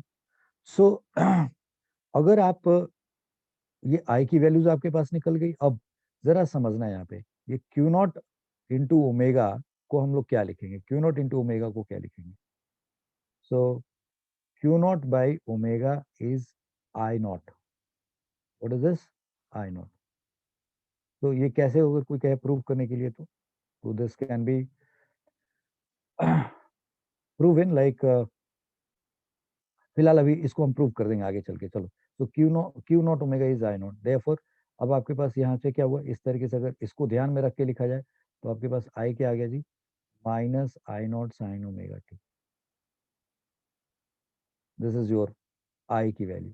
मतलब जब चार्ज बढ़ रहा है, कैपेसिटर के ऊपर का चार्ज घट रहा है, जैसे आपने देखा यहाँ टाइम बढ़ने के साथ कॉस ओमेगा टी आपने लिखने का मतलब क्या हुआ कि स्टार्टिंग में हमारे पास T is equal to zero पे चार्ज मैक्सिमम है, तो जैसे जैसे टाइम बढ़ना स्टार्ट करेगा ये वैल्यू क्या होगी, घटेगी. सो this is decreasing, this function, this charge की वैल्यू डिक्रीज हो रही है. तो साइन ओमेगा टी में आप जैसे जैसे यहाँ पे देखेंगे तो करंट की वैल्यू क्या होगा, बढ़ता जाएगा. सो कहीं हम लोगों से कोई गलती तो नहीं हुई है, एक minute.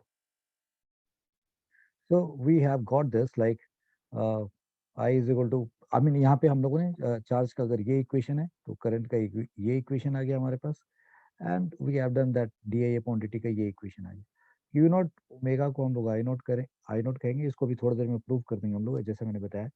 Now here I am drawing graph between, like जैसे कि मैंने बताया था कि वेरियस ग्राफ भी हमें पढ़ना है. तो जरा गौर से देखें यहाँ पे, अगर Q is equal to Q not cos omega T की बात करें, लाइक ये सपोज करो इस पे चार्ज भी लिया हमने, इस पे चार्ज की भी वैल्यू ले ली, इस पे करंट भी हमने ले लिया, और इस पे डी आई अपॉन डी टी भी ले लिया. ठीक है, अलग अलग कलर यूज कर सकते हैं तो ज़्यादा अच्छा रहेगा ताकि आपको समझ में आ सके कि मैं क्या कहना चाह रहा हूँ. आई एम सेइंग दैट कि मैंने यहाँ पे ये वाला जो कलर यूज किया चार्ज के लिए यूज किया, so I am writing this is, इस पे मैंने क्यू ले लिया. ओके. फिर मैंने ये ग्रीन कलर यूज किया करंट के लिए, सो आई एम सेइंग नाउ इस पे मैंने करंट भी ले लिया. And now I am saying this, ये कलर मैंने लिया D I upon D t के लिए, तो आई एम सेइंग कि यहाँ पे डी आई अपॉन डी टी भी ले लिया मैंने. Look at this. So this equation suggests that Q is equal to Q naught cos omega t, यानी कि कोसाइन का होना चाहिए ये चार्ज का, ये चार्ज के लिए. This is for charge and this is for current. ये हमने लिया करंट के लिए, ये हमने लिया D A upon D t के लिए. ये ट्रेंड दिखाया है, आप और अच्छे से ग्राफ बना सकते हैं ए अपॉन डी टी के लिए. व्हाट वी सी हियर, ये तो D A upon D t का ग्राफ ये वाला है, sorry, D A upon D t का ग्राफ ये वाला है. दिस इज, एक मिनट. तो I am saying D upon D t के ग्राफ के लिए मैंने ये यूज किया, this is D upon D t के लिए. यू सी, कोसाइन फंक्शन हमने लिया, देखो साइनसोइडल और कोसाइन के बारे में तो आपको पता है कि भाई आपने ऐसे जगह से स्टार्ट किया तो मतलब स्टार्टिंग में क्यू मैक्सिमम है तो ये कोसाइन फंक्शन हो गया. आप किसी दूसरी जगह से स्टार्ट करते, यानी कि जब T is equal to T by four के बाद वाले स्टेप से स्टार्ट करते, तो आपका ये साइन फंक्शन में कन्वर्ट हो जाता है, ये साइन बन जाता है, तो फिर ये अलग तरीके से आ जाता है result. I hope you got my point, no. तो इसको चेंज करना तो आपको आना चाहिए. So q is equal to Q not cos omega t से आपने लिया, तो आपका करंट का ये ग्राफ आया. So this i is equal to minus this, और डी आई अपॉन डी टी का ये ग्राफ आया. आई एम सेइंग दैट कि T is equal to zero पे चार्ज मैक्सिमम है, तो ये चार्ज मैक्सिमम है. T is equal to T by four पे जाएंगे तो हमारा चार्ज क्या हो जाएगा, जीरो हो जाएगा. फिर T is equal to T by two पे जाएंगे तो वो माइनस क्यू नॉट हो जाएगा. फिर T is equal to three T by four पे जीरो होगा, और फिर यहाँ पे टी पे वो मैक्सिमम हो जाएगा. That's what the point. तो ये ग्राफ हमने चार्ज के लिए ले लिया. करंट की बात करें तो t is equal to zero पे करंट जीरो है, but t is equal to T by four पे करंट मैक्सिमम है, और यहाँ नेगेटिव साइन है, so I have taken like this. So i का ग्राफ ये लिया, यानी कि दिस इज आई, तो ये क्या हुआ, यहाँ माइनस आई नॉट है, यहाँ पे प्लस आई नॉट है. I mean I hope you got my point what I am saying. This is plus I not and this is minus i not. तो इस तरीके से ये माइनस साइन नोट का मतलब पोलैरिटी ऑफ करंट बदल गया. तो स्टार्टिंग में करंट जो है यहाँ से यहाँ तक पूरा करंट कैसा है, क्लॉकवाइज है. So this is how the negative is. इसके बाद करंट कैसा हो जाए, anticlockwise. So we have taken positive. That's what the point is. The graph has come like this, यानी कि ये नेगेटिव साइन दिखा रहा है कि क्लॉकवाइज है, अब पॉजिटिव है तो मतलब एंटी क्लॉकवाइज हो गया. That is how you have to interpret. D I upon D T की बात करें तो वो minus Q not omega square cos omega T है, यानी कि जो फंक्शन कॉस ओमेगा टी का यही होगा, बट यहाँ पे माइनस साइन है. हाँ, क्यू नॉट ओमेगा स्क्वायर के हिसाब से उसकी वैल्यू बदल जाएगी. तो मैंने बिल्कुल इसी फंक्शन का, ये जो आप ये लो फंक्शन है उसका ठीक रिवर्ट करके बना दो, तो ये आपका D I upon D T हो गया. तो इस तरीके से आपने charge current D I upon D t के बारे में देखा. अब ये जो डी आई अपॉन डी टी के बारे में मैंने बात बताई, तो एक बात और समझना है आपको. मैंने आपको कहा था ना कि जो कैपेसिटर का वोल्टेज होगा वही हर वक्त किसका होगा, इंडक्टर का वोल्टेज होगा. तो ये डी आई अपॉन डी टी है. But we know that but we know that but we know that we know that जो minus l D I upon D t होता है, किसका वोल्टेज होता है, यानी कि जितना वोल्टेज यहाँ पे माइनस तो सिर्फ हमें ये बताता है ऑपोजिशन है, तो आप यहाँ से ये हटा दो। So minus l D I upon D T अगर करोगे तो ये क्या आएगा, वोल्टेज अक्रॉस इंडक्टर आएगा, यानी कि और if you place like this minus इसका मॉड रख दो, ये किसके आएगा, वीएल के बराबर आएगा। Yes, minus l D I upon D T. तो इस फंक्शन में यानी कि क्यू नॉट ओमेगा स्क्वायर, ये जो है यानी कि Q not omega square L ऐसे मल्टीप्लाई करके और माइनस कॉस ओमेगा टी का जो मॉड आएगा वो कैपेसिटर के वोल्टेज के बराबर आएगा। तो ये माइनस में है, मतलब अगर ये सप्लायर है तो ये कंज्यूमर है, अगर ये सप्लायर है तो ये कंज्यूमर है। I hope you got my point. So this is how the relevance is between this charge current और डी आई अपॉन डी टी, और फिर मैंने आपको ये भी बता दिया है, तो ये ग्राफिकली ये चीजें समझ में आ जाती हैं। तो हमने मैथमेटिकल ट्रीटमेंट भी किया और ये कुछ ग्राफ भी हमने समझे। थोड़ा और आगे बढ़ते हैं, तो किसी एक इंस्टेंट पे, यहाँ तक तो हमने बात समझ ली भाई, अब एनर्जी स्टोर्ड इन इंडक्टर और उसकी बात करते हैं। So we know that at any instant, at any instant, instant, right, हमें at any instant, at any instant की अगर हम बात करें, सो एनर्जी इन कैपेसिटर कितना है, 1/2 Q square by C, okay. और एनर्जी इंडक्टर के कितना है, that is 1/2 L I square. That's what we have to say भाई, जो इंस्टेंट पे ये है situation. So E C plus E L की बात करें, ये कितना होगा, so 1/2 Q square by C plus 1/2 L I square, that's what going to be there, okay. तो 1/2 क्यू की वैल्यू क्या रख देते हैं, Q not sine omega T रख दिया, इसका स्क्वायर कर दिया, नीचे सी आ गया, 1/2 एल आई, आई कितना है भाई, अगर Q Q not sine omega T है तो ये माई क्यू नॉट, देखो जी कोई गड़बड़ी होगी ना। सो हमने यहाँ पे रखना है क्यू की value q not cos omega t, तो मैंने यहाँ पे क्यू रखा q not cos omega t. So हम सेइंग कि ये q not cos omega t रखते हैं, जो हमारा इक्वेशन है उसके हिसाब से।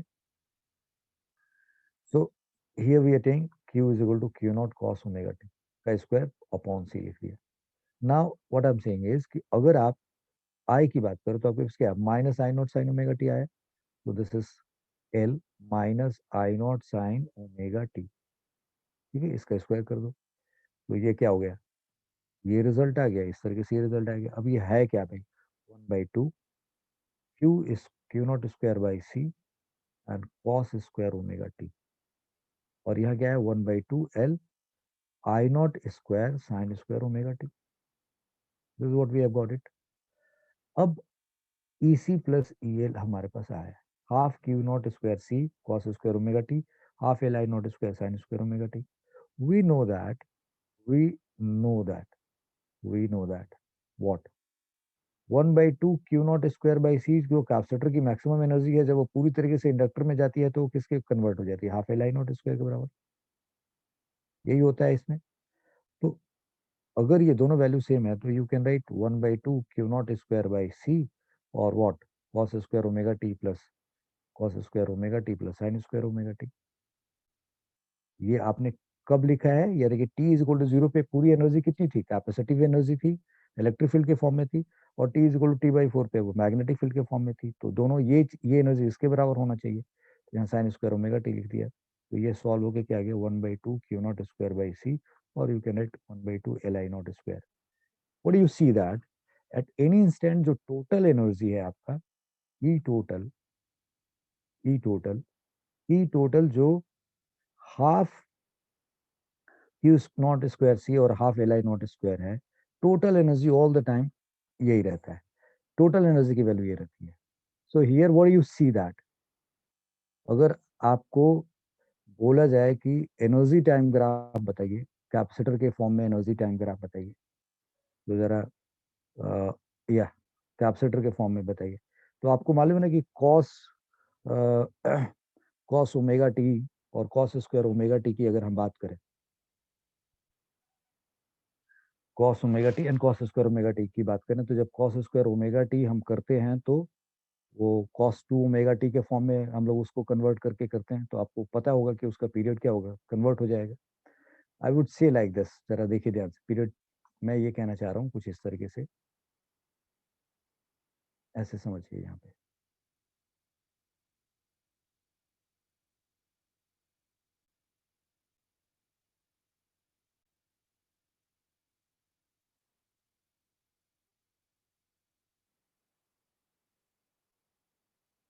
अगर हम इस पे ग्राफ कुछ इस तरीके से बनाएं, ठीक है, इस पे एक हम पहले ऐसे ले लेते हैं, हम लोग होते हैं एनर्जी कैपेसिटर की, और दूसरा कलर यूज करके हम बोले कि भाई एनर्जी इंडक्टर का यूज करेंगे इस तरीके से। तो लेट्स सी, मैं पहले इंडक्टर की एनर्जी का ग्राफ बनाना चाहता हूँ, इंडक्टर की एनर्जी का ग्राफ बनाना चाहता हूँ। तो इंडक्टर की एनर्जी का ग्राफ बनाना चाहते तो हमें पता है इंडक्टर में मैक्सिमम एनर्जी कितना होगा, half L I naught square के बराबर। तो ये हमारे पास मैक्सिमम एनर्जी, लेट सपोज, क्योंकि टोटल एनर्जी किसी भी टाइम पे इन इसके बराबर होना चाहिए। टोटल एनर्जी किसी भी टाइम पे, टोटल एनर्जी किसी भी टाइम पे आपने निकाला ना, at any instant this plus this sum किया तो वो कितने के बराबर है, आइदर दिस इज दिस और इक्वल टू दिस, क्योंकि हाफ क्यू नॉट स्क्वायर और हाफ एल नॉट स्क्वायर तो बराबर ही होता है। तो यार अ, ये जो रिजल्ट है ना, एक यहाँ सवाल बन रहा था कि ये कैसे प्रूव होगा, तो यहाँ पे देखो, since 1/2 Q not square by C is equal to 1/2 L I naught square, हमने पढ़ा है, दिस इज ट्रू ना, दिस यू नो। तो इसका मतलब 1/2 कैंसिल, तो Q square is equal to क्या आ गया आपके पास, L C I naught square.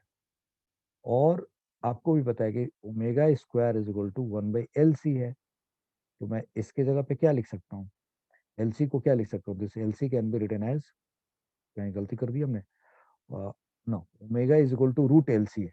Omega की वैल्यू हम लोगों ने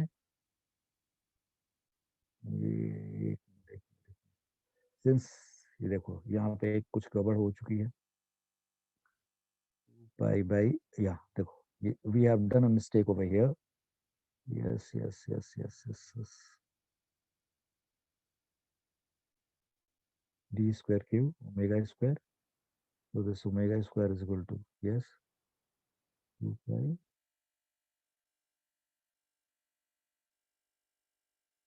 यस, ओमेगा की वैल्यू ये हो गई, तो हम लोगों ने इस टाइम पीरियड की वैल्यू क्या हो गई, this is, here is something mistake. इस बच्चों यहाँ पे हम लोगों से गलती हुई कि time period is 2 pi by omega, so ये स्टेटमेंट कुछ ऐसे हो जाएगा, this time period is equal to 2 pi under root L C, और फ्रीक्वेंसी की बात करें तो वो होगा हमारे पास 1/2 pi under root L C, ठीक है। 2 pi, 2 pi by O, two, time period is 2 pi by omega, so this is 2 pi by omega, and frequency की बात करें तो 1/2 पाई अंडर रूट एल सी।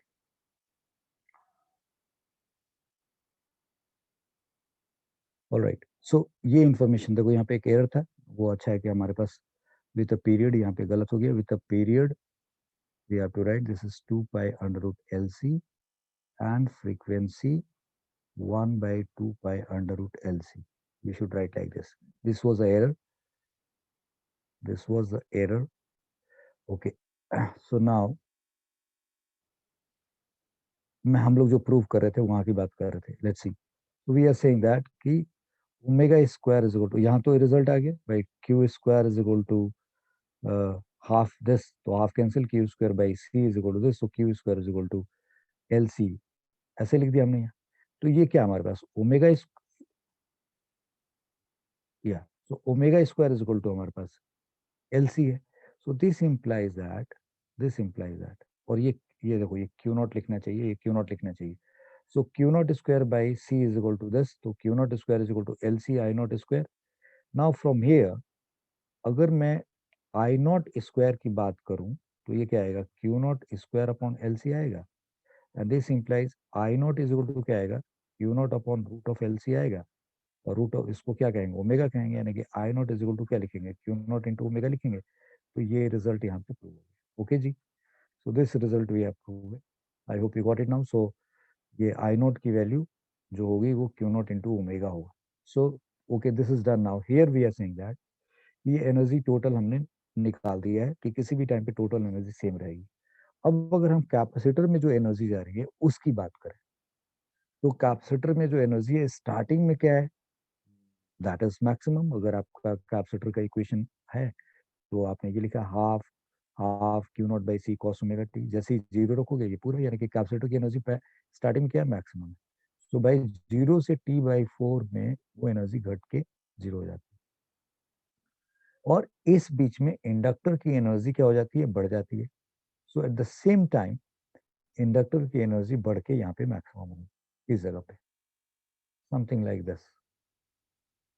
ये इंडक्टर की एनर्जी बढ़ गई यहाँ पे. I hope you got my point.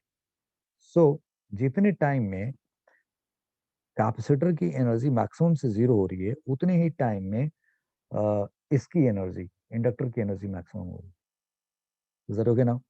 अब क्या हो रहा है, अब इंडक्टर की एनर्जी घट के क्या हो रही है, जीरो हो रही है. जितने टाइम में, उतने टाइम में इसकी कैपेसिटर की एनर्जी फिर बढ़ रही है. पोलैरिटी उल्टा हो रहा है ना भाई, एनर्जी तो बढ़ सेम जा रहा है. सो अगर आप इसको, जैसे ये टी बाई फोर बनाया आपने, और यहाँ पे ये टी बाई फोर है, ये टी बाई टू है, ये फिर थ्री टी बाई फोर ले लो, और ये टी ले लो, समथिंग लाइक दिस. ठीक है, और टी ले लो, और फिर ये फाइव टी बाई फोर कर दो, और ये फिर three T by, sorry, T plus T three T by to कर दो, समथिंग लाइक दिस. तो अगर आप लेंगे तो जितने टाइम में ये हुआ इतने टाइम में ये फिर क्या होगा, घट के जीरो होगा. ठीक है जी. ये इतने टाइम में बढ़ के मैक्सिमम होगा. फिर आप इसको इस तरीके से ग्राफ बनाएं. You will make graph like this.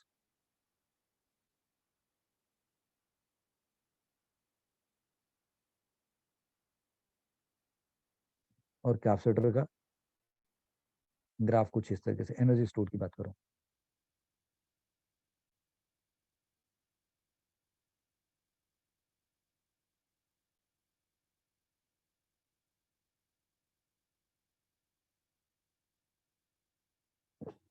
So what do you see here? You see, this is for capacitor, and this is for inductor. ये इंडक्टर की एनर्जी की बात करी. तो what we want to say that inductor की energy starting में zero है, यहाँ पे जा करके उसके अंदर मैक्सिमम हो जाती है, फिर वो घट के जीरो होता है, इतने में कैपेसिटर की मैक्सिमम होता है. ये इस तरीके का ग्राफ मिलता है. तो ये टाइम लिया आपने, और इस पे कैपेसिटर की एनर्जी और इंडक्टर की एनर्जी आपने ले ली. तो व्हाट यू सी दैट, ठीक है ना, दिस इज किसी एक इंस्टेंट पे, लेट सपोज किसी भी एक इंस्टेंट पे ये एक लाइन ड्रॉ कर लीजिए आप. टोटल एनर्जी, ये एक लाइन ड्रॉ करिए, समथिंग लाइक दिस. ठीक है, अगर ये टच नहीं कर रहा तो ये गलती मेरी है, but it should be like this. एक मिनट.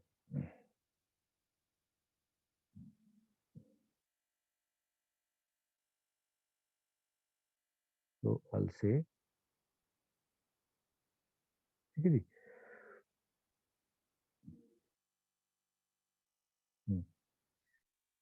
तो द आइडिया इज कि टोटल एनर्जी जो सर्किट में है, टोटल एनर्जी जो सर्किट में है किसी भी टाइम पे, किसी भी टाइम पे, किसी एक इंस्टेंट की बात करो, इस इंस्टेंट की बात करो, तो भाई इसकी कैपेसिटर की एनर्जी इतनी होगी और इंडक्टर की एनर्जी होगी. ये ग्राफ ठीक से अगर बनाओगे, बिल्कुल तरीके से बनाओगे, तो बिल्कुल दोनों का सम किसी भी इंस्टेंट पे जब निकालोगे तो वो वैल्यू क्या आएगी, सेम आएगी. All the time the value has to be same.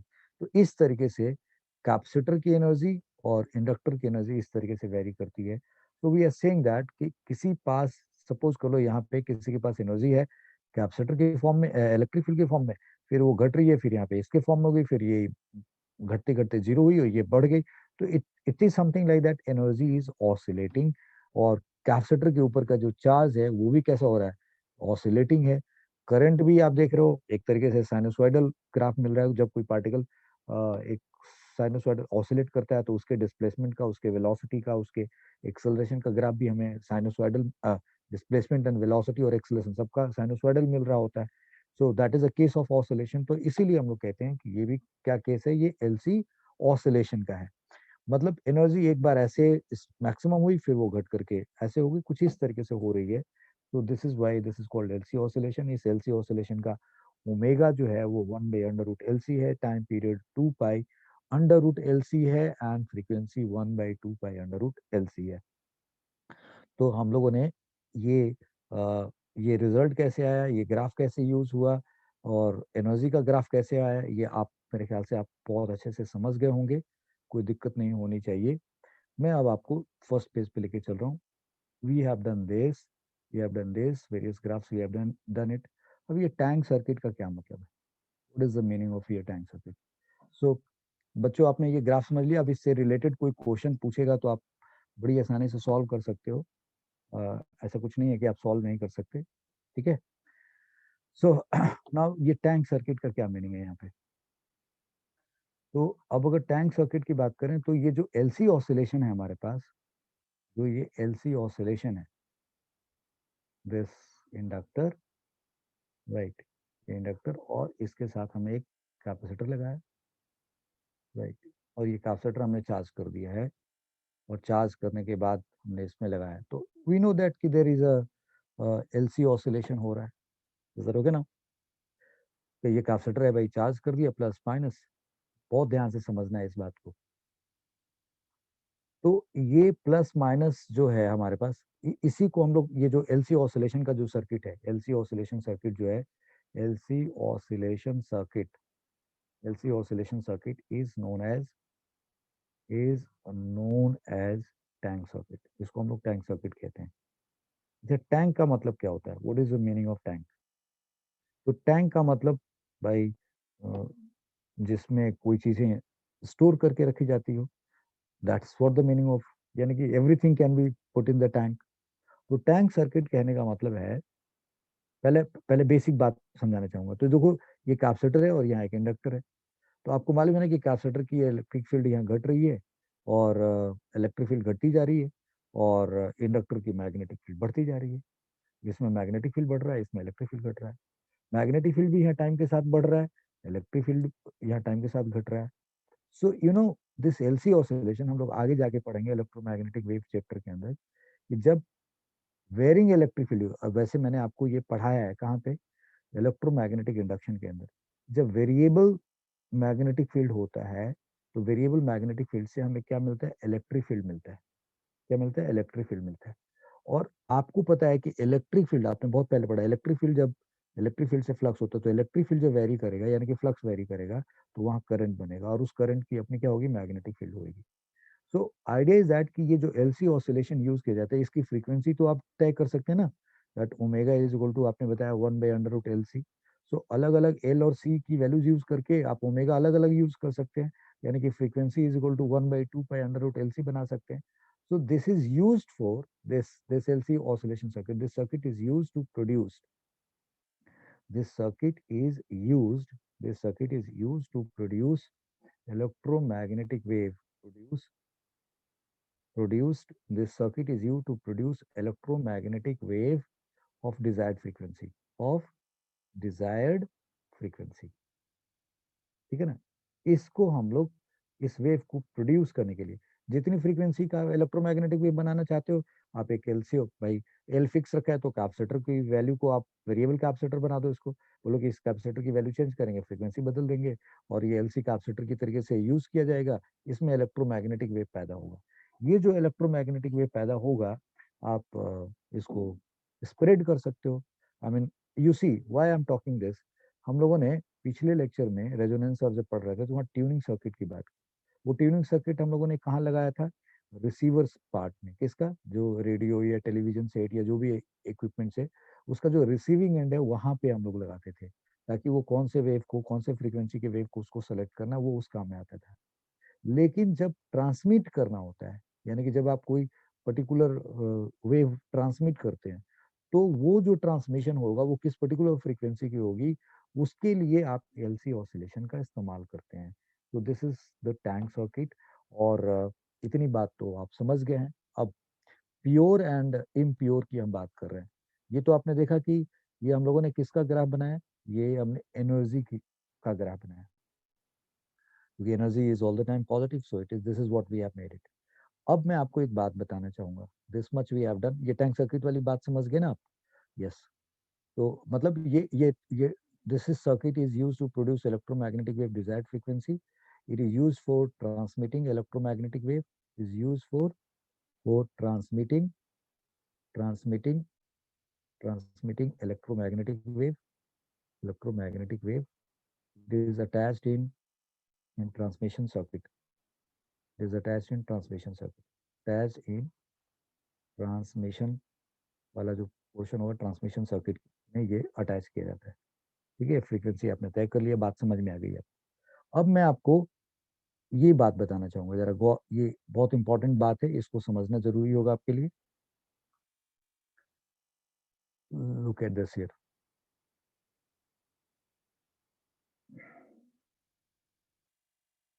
I am saying that कि अगर जो ग्राफ हमने जैसे जो चार्ज के लिए लिया है यहाँ पे या करंट के लिए लिखा है, अब अगर वो प्योर एलसी सर्किट है, मतलब इस पूरे सर्किट में कहीं पे कोई रेजिस्टेंस नहीं है, तब तो जो ये ऑसिलेशन होगा चार्ज का, वो क्या होगा? अनडैम्प्ड होएगा। जो चार्ज का ऑसिलेशन होगा, यानी कि पूरे एलसी सर्किट में कहीं पे कोई रेजिस्टेंस नहीं है, सो बाय एनर्जी इस तरीके से ट्रांसफर होती रहेगी। So that will be a case of undamped oscillation.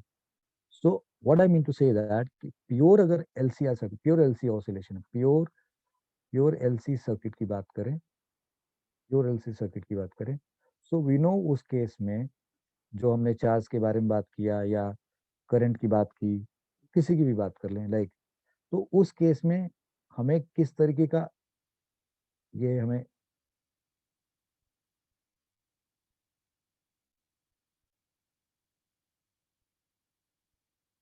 इस तरीके से हमें मिलता जाएगा। ठीक है जी, मतलब something like this is how it is going to happen. So अगर आप प्योर कंसिडर कर रहे हो, यानी कि कहीं पे कोई डैम्प नहीं हो रहा है, तो जो चार्ज प्लेट के ऊपर आ रहा है, प्लेट के ऊपर जो चार्ज आ रहा है, वो जीरो से बढ़ के ऑलवेज क्या होगा? क्यू नॉट होगा, समथिंग लाइक दिस। ये अनडैम्प्ड होएगा, अनडैम्प्ड। तो जो अनडैम्प्ड होएगा वो प्योर एलसी सर्किट की कंडीशन होगी। बट प्रैक्टिकली अगर हम देखें, प्रैक्टिकली देखें तो क्या होना है? प्रैक्टिकली अगर आप देखेंगे तो बड़ी अजीब सी स्थिति होगी, क्योंकि सर्किट में जो रेजिस्टेंस है ना, थोड़ा बहुत होएगा, वायर का रेजिस्टेंस होगा, तो एनर्जी ऑल वक्त थोड़ी थोड़ी क्या होगी? खर्च होती जाएगी। तब उस केस में आपको जो वो अनडैम्प्ड सिचुएशन होगी, तो this will be something like this will be something like this. जैसे हमने ये कंसिडर किया भाई, चार्ज चार्ज चार्ज पे दिखा रहा है, एक मिनट रुक जाओ। दिस इज,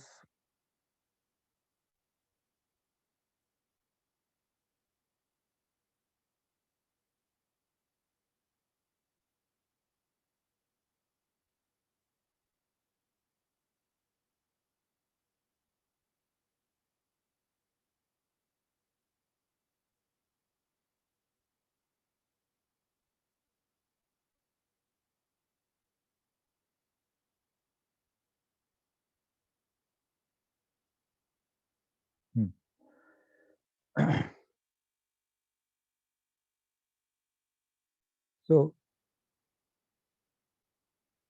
होगा क्या कि अगर हम ये मान के चलें कि वो अ, कुछ इस तरीके से कि डैम्प हो रहेगा, तो what I mean to say that उस इस पर्टिकुलर सिचुएशन में समथिंग लाइक दिस, यानी कि यहाँ पे मैक्सिमम था, ये यहाँ से घटा, और अब जो ये घट करके जो होगा वो यहाँ कहीं से निकल के आया।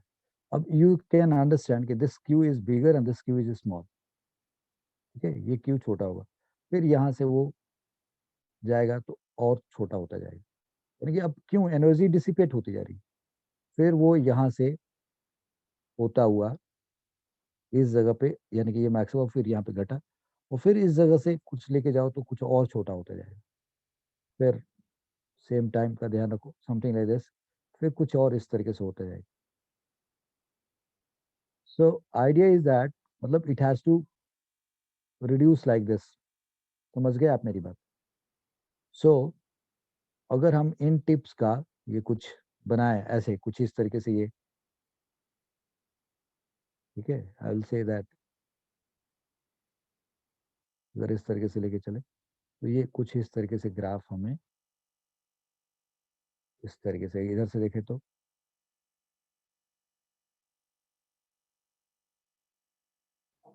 ठीक है ना। तो ये इस तरीके से हम लोग, यानी कि ऑलवेज जैसे मैक्सिमम था, डिस्चार्ज होकर के पूरी तरीके से जीरो हुआ, अगली बार जब चार्ज हुआ तो पूरा चार्ज नहीं हो पाएगा, मतलब वो क्यू नॉट तक नहीं, कोई दूसरी वैल्यू होगी, फिर उससे भी कम, उससे कम, इस तरीके से होगा। तो ये होता है अनडैम्प्ड के बजाय ये डैम्प्ड ऑसिलेशन का सिचुएशन होगी। डैम्प्ड डैम्प्ड ऑसिलेशन, कुछ समझ में आया मैंने क्या बोला? कि जो चार्ज, यानी कि जो एलसी सर्किट है हमारा, भाई कैपेसिटर ने चार्ज था, इंडक्टर को भेजा, तो भाई वो क्यू नॉट था, तो क्यू नॉट से घट के जीरो हुआ। फिर अगली बार जब वो चार्ज होएगा तो कुछ हीट के फॉर्म में एनर्जी लॉस हो चुकी है, तो इस तरीके से वो फिर माई जो अपोजिट डायरेक्शन में जितना चार्ज होता था उतना नहीं हो पाएगा। सो this is how this is the damped oscillation. ये प्रैक्टिकली ऐसा होता है। ये प्योर एलसी सर्किट की बात है। ये ग्राफ थोड़ा और अच्छे से बनाया जा सकता है, बट अब टाइम नहीं है इस पे। तो मैंने आपको इस लेक्चर में जितनी कुछ जरूरी चीजें थी एलसी ऑसिलेशन से रिलेटेड, आप हर क्वेश्चन को सॉल्व करने की पोजीशन में आएंगे। और total energy all the time circuit में फिक्स रह रही है, और प्योर सर्किट के केस में, और किस टाइम पे क्या चेंज हो रहा है ये सारी कहानी बता दी गई। Why it is called LC oscillation, why do we read, because it is use for producing electromagnetic wave, and transmission के लिए यूज किया जाता है। एलसी ऑसिलेशन को हम लोग टैंक सर्किट कहते हैं, वो वेरिएबल कैपेसिटर से बनता है। तो प्रैक्टिकली पहले बताया गया, फिर उसका मैथमेटिकल ट्रीटमेंट किया गया, फिर उसके ग्राफ्स बता दिए गए, फिर इस तरीके से सारी चीजें आपको बता के खत्म कर दी गई। तो आज के इस लेक्चर में आपका एलसी ऑसिलेशन खत्म होता है, एंड अब अगला लेक्चर सिर्फ ट्रांसफार्मर का बचा हुआ है। तो इसके साथ ही आपका पूरा चैप्टर हो जाएगा। So thank you very much. Keep watching, keep liking, keep sharing, keep promoting, and keep commenting. Bye bye. God bless you.